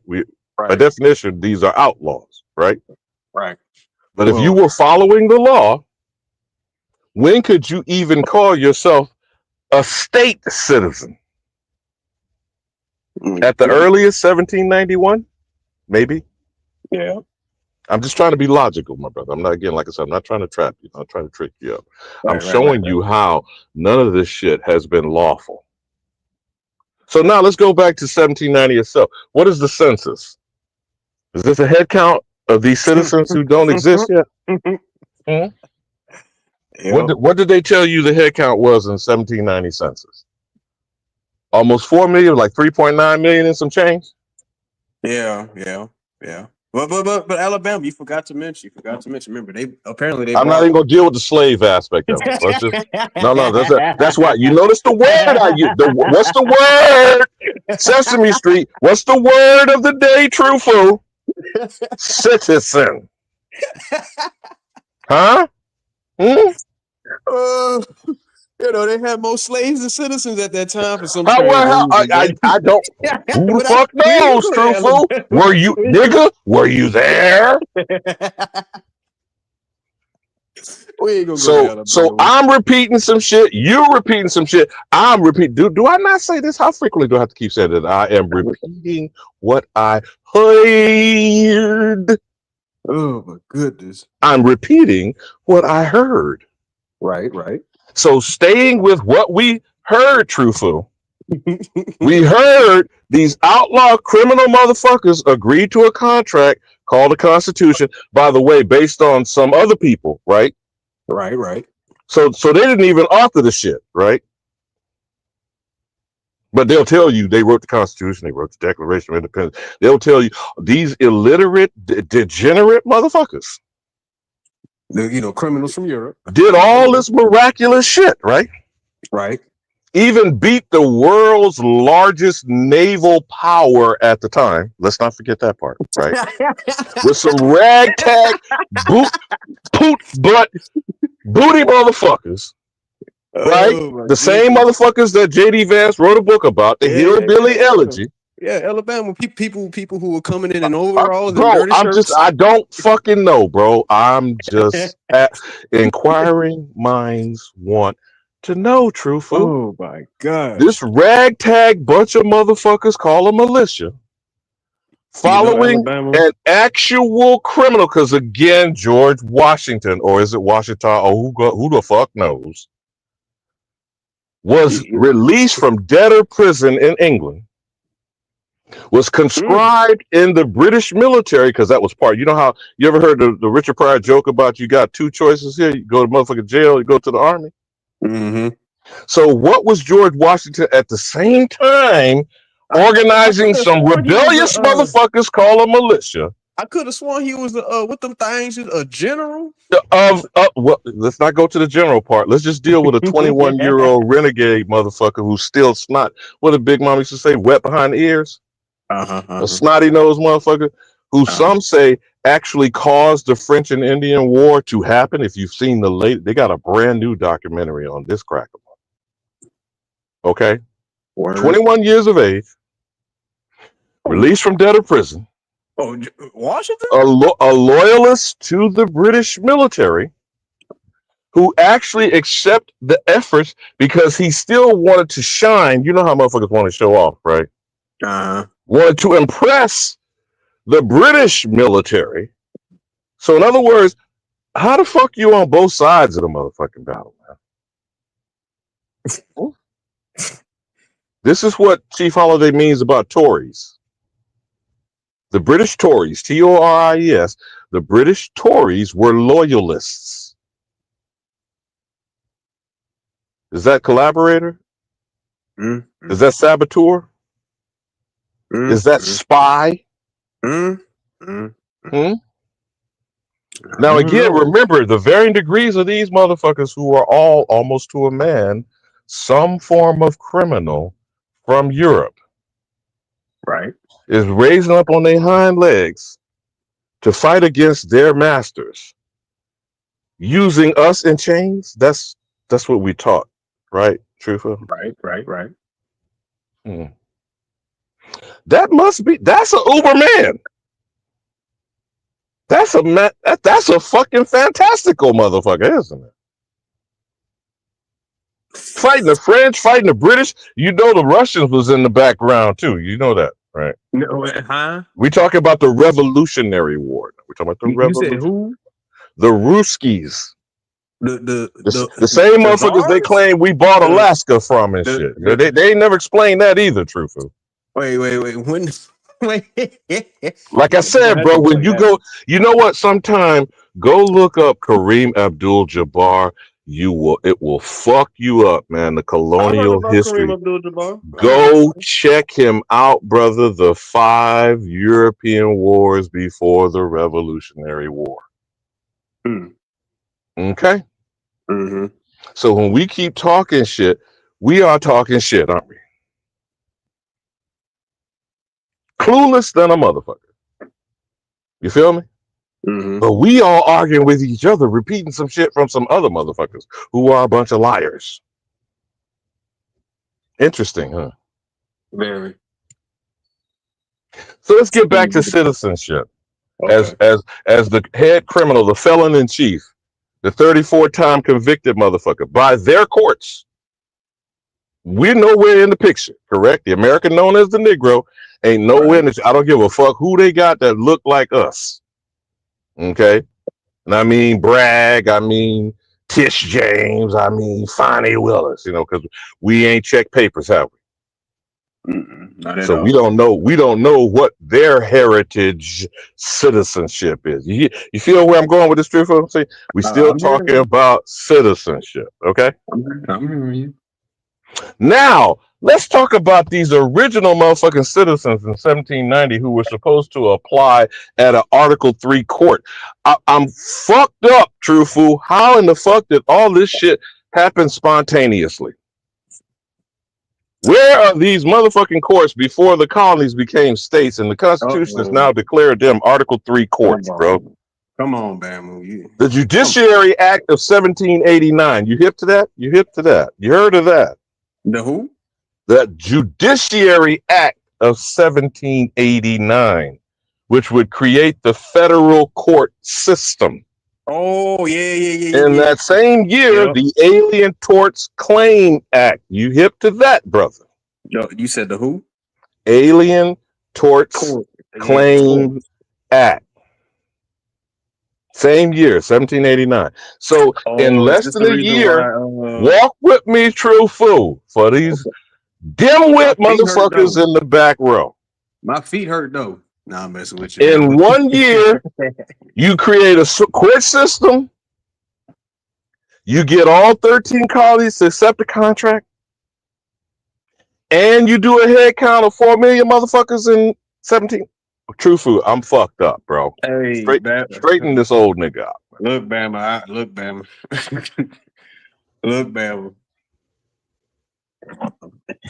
Straighten me out, brother, because I know if you really love me, brother, would you let me be in error? Nah. Would you let your brother be in error, true fool? Hey, I'm agreeing with you, Bama. This shit done got my whole brain and shoestring, laces now. How does it work, true fool? I'm saying, how does it work? Miraculously, a whole bunch of motherfuckers ain't from the same place in 13 settlements. And I love the way that Bethy says this. Compare it to Washington District of Columbia, 10 square miles. Okay. I don't think it was that fucking big. I don't think it was 10 square miles either. But just for the sake of discussion, that's the territory that they squatting on. These are squatulings. Right. Are they all going to agree? Let me tell you why they aren't. Because our ancestors, the quote unquote American Indian tribal, not just the Iroquois Confederacy of those 5.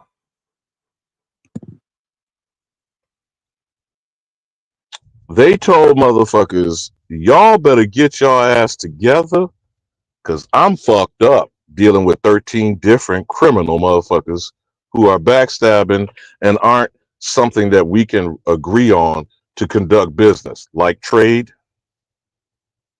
Okay? So if our ancestors said that, what does that tell you, Truthful? They ain't want them here. Well, that's one. But I'm just saying to you right now, they ass was not in one accord. You feel me? That part. How do you think they got put? Hold on, Bama, because I think we're missing a very important part here. Because those same, American Indian, our ancestors, right? Not only was we dealing with them folks over there, setting up their little 13 colonies and whatnot, but they had help too from the miraculous mongoloid, the homunculus, the Neanderthal, the troglodytes. I mean, who helped? Who helped them? What them call them now? Them natives, the pygmies and shit. The Twa people. I mean, shoot, it feel like everybody had it out against us, man. I'm just saying. They all out to get the nigga. They all out to get our identity. That's why they had to create this goofy system to make themselves an identity, or to make themselves our identity. But again, my brother, remember, they are replicating somebody else's shit. Oh shit, I forgot about that part. Huh? I forgot about that part. And they said, again, but since, the ones who are illiterate and who fail to read and don't know what research means, it says in the congressional record in 1988 that the organic constitution, the one that we're discussing, was based on the Great Law of Peace offered up to them by the Iroquois Confederacy. It's in the congressional record. Right. So what are we talking about? We keep giving them big ups. We keep letting them lead us to believe they made some shit. I mean, Bam, I'm just saying, bro. Quick. I don't know. I'm just gonna say something. Inquiring minds would like to know, True Food. If anything I'm saying is inaccurate, please correct me. Bam, you gotta remember, when it comes to America, everything was founded.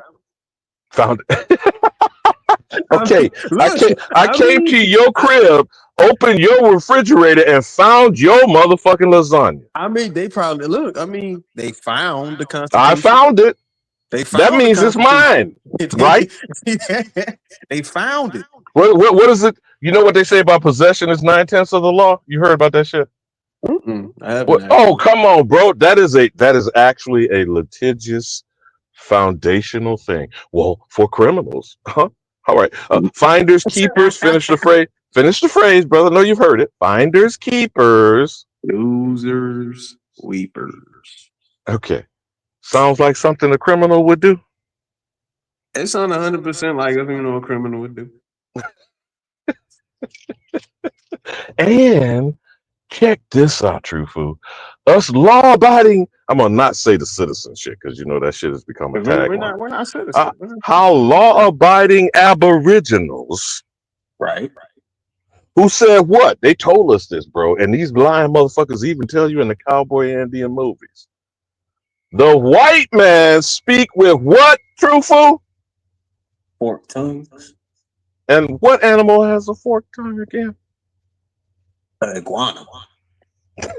No, I'm just yes, amphibious motherfucker. Yeah, but like I said, this is the United Snakes of America, right? Yep.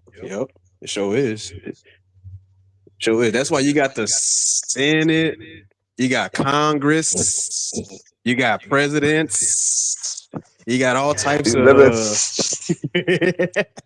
Slytherin shit from Harry Potter. And all of that just to make sure that you a citizen.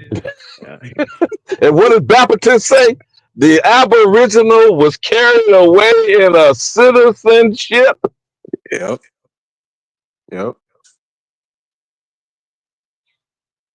We have got to stop this foolishness, True Food.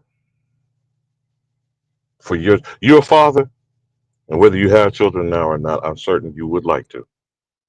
I'm certain you would like your children to have children so that you would be a grandfather and ultimately a great grandfather if you living up to the tradition of the ones who brought you here, right? For you to have a great grandfather, right? That's right. That's right. That sounds accurate.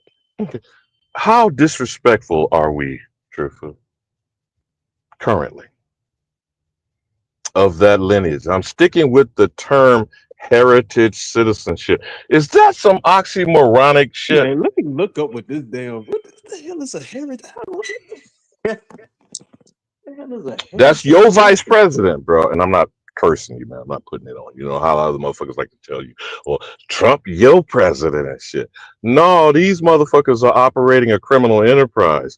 What the American, he or she, should be doing And I'm gonna pause here and yield to you, my brother. But what the Americans, he or she should be doing is running roughshod over all of this shit. Man. We But can't let this fly. cook, nigga, cook. We can't. Hold on, bro.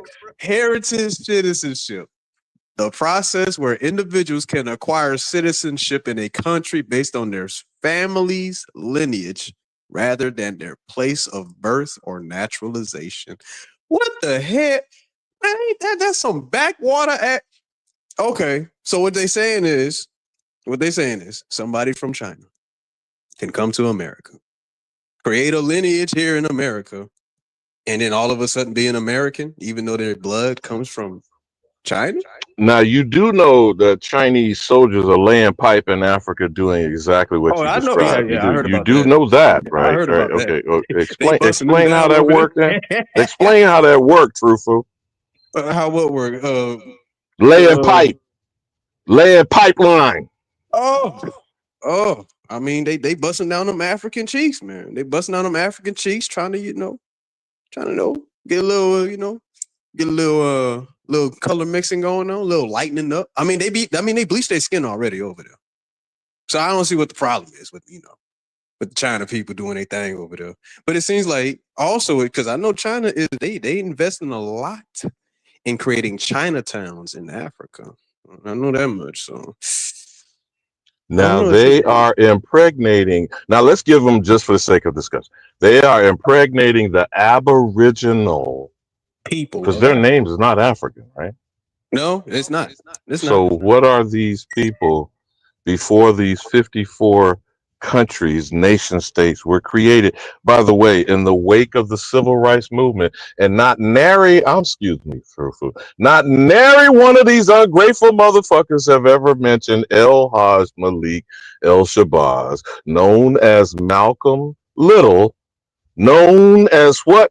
I'm sorry, Malcolm the 10th? Do you know young people were saying that shit when the movie came out with Spike Lee? Did you know that?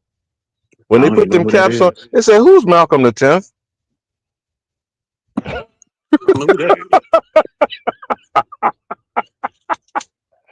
I don't think I know you. Have you heard any one of these heads of states? Actual name, bro? Well,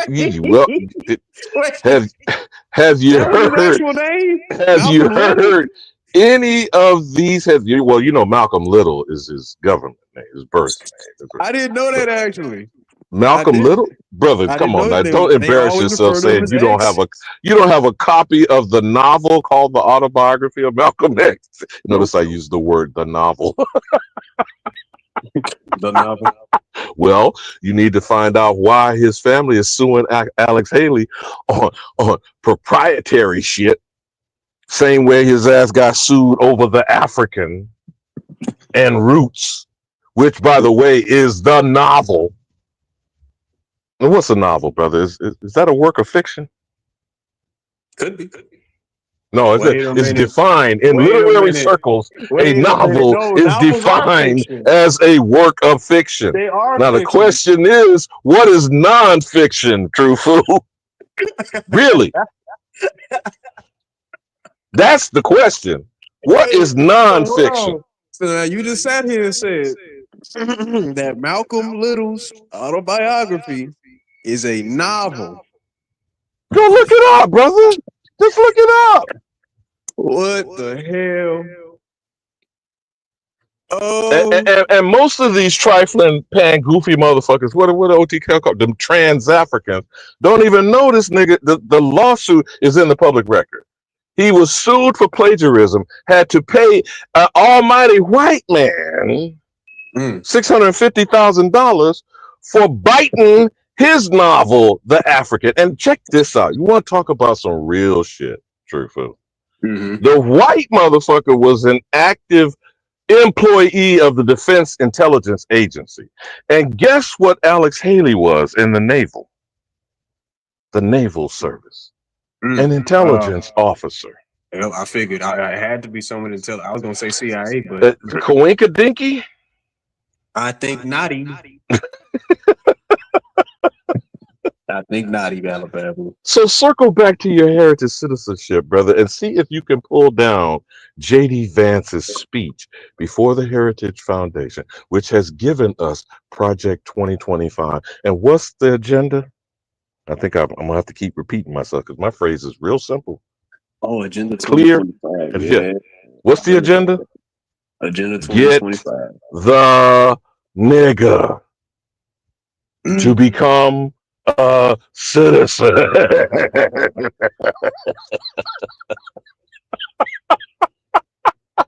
Now you can choose between birthright and heritage citizenship. True fool? Mm-mm. Mm-mm. Nah, Oh, fam. man. Nah, fam. They are going through all types of hoops and loops and all types Contortions. of just to delineate us from our land. This is hilarious. And everybody is in agreement. True fool? There is no disagreement on get the nigga. Yeah, Africans won't get the Why nigga. doesn't the nigga understand that? Now since you said that, bro, you need to burn.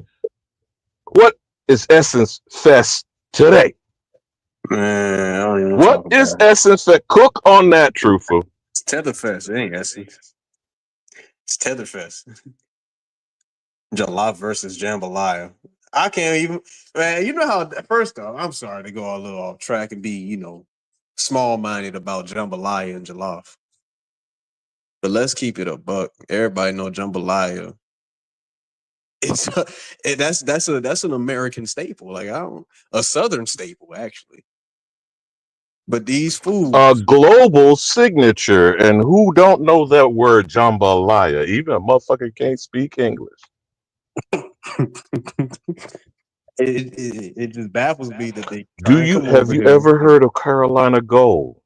True Fulio. Carolina Gold sounds Carolina Gold was the rice that floated the damn Japanese economy. Wait, hold on. And you don't have to believe me. Roll up on OTK sometime and ask him about it. If you haven't ever seen the documentary on Netflix called High on the Hog, go check the episode out on Carolina Gold. Carolina Gold, 2 distinct heirloom rice and a style of barbecue. And wait till you see the crack-a-lacka who's sitting on that heirloom rice stock.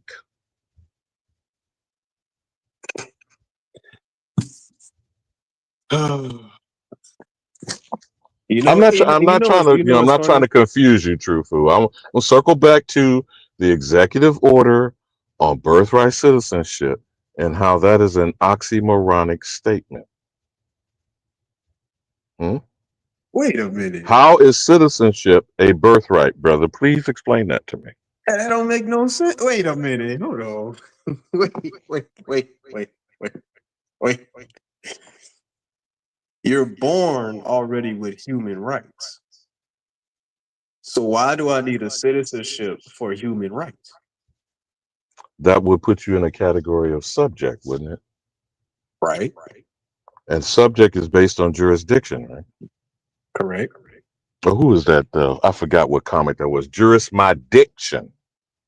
But again, when did the citizenship get created? Under the Naturalization Act of 1790. And until the Naturalization Act of 1870, there was only one category of United States citizen: free white person, male over 21, and land owning. Does that sound exclusive to you, Trooper? You know what that sound like, Alabama? Man, what the hell are y'all up here yapping about? Hold on. You know what that We sound like, talking about the citizenship that carried away the Aboriginal Bapperton, but go ahead, cook, goddammit. Alabama, you know what that sound like a great cause for an emancipation proclamation. And who was being emancipated?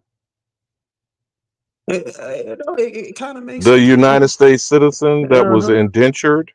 And who is defined as a U.S. citizen? By 1865. That would be 75 years later, right? That is very true. So from 1790 to 1865, who is a United States citizen, Truthful? Free white person. Free white persons who seem to just, and not until 1870 did they bring in the second category of United States citizen, those of African nativity, which means you have to prove you were born on that continent. Or was that Africa the colony? I don't know. Don't give a fuck. And those of African descent. How do you prove that, Truthful? You gotta make them what that is, descendants of slaves or some shit like that. You gotta make them. You gotta make them that. But wait a minute. Hold up. Is that a birthright? Sure ain't slavery. You know. No, wait a minute. Hold on, Truthful. Stay with me just for a second. Who's born a slave again, Truthful? Slavics.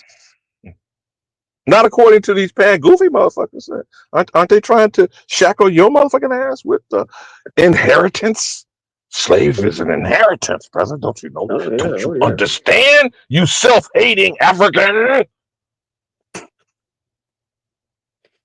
Oh, yeah. Now, which is it? Is slavery attached to a Slav or African or both? I mean, it wasn't Africans over here like that, so there's only one logical answer. Even if they were over here, again, who is categorized as slave? This is exactly what OTK and Sharice was doing yesterday, discussing the Negro Act. You familiar with the Negro Act?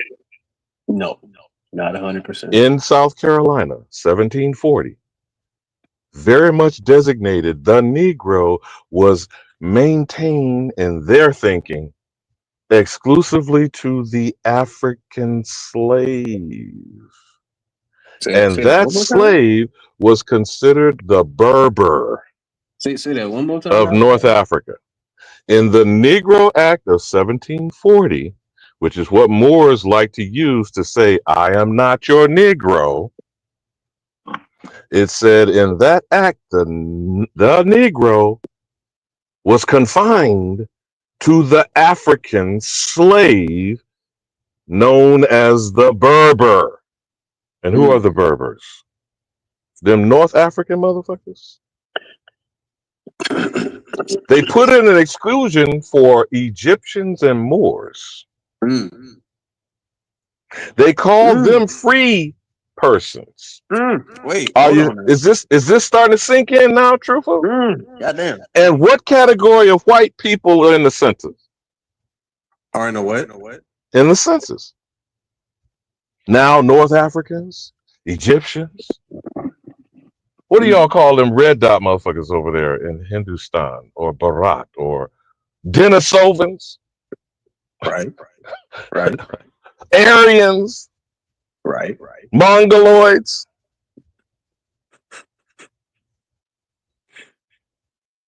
Do you see this? The trick of nigganology shit going on?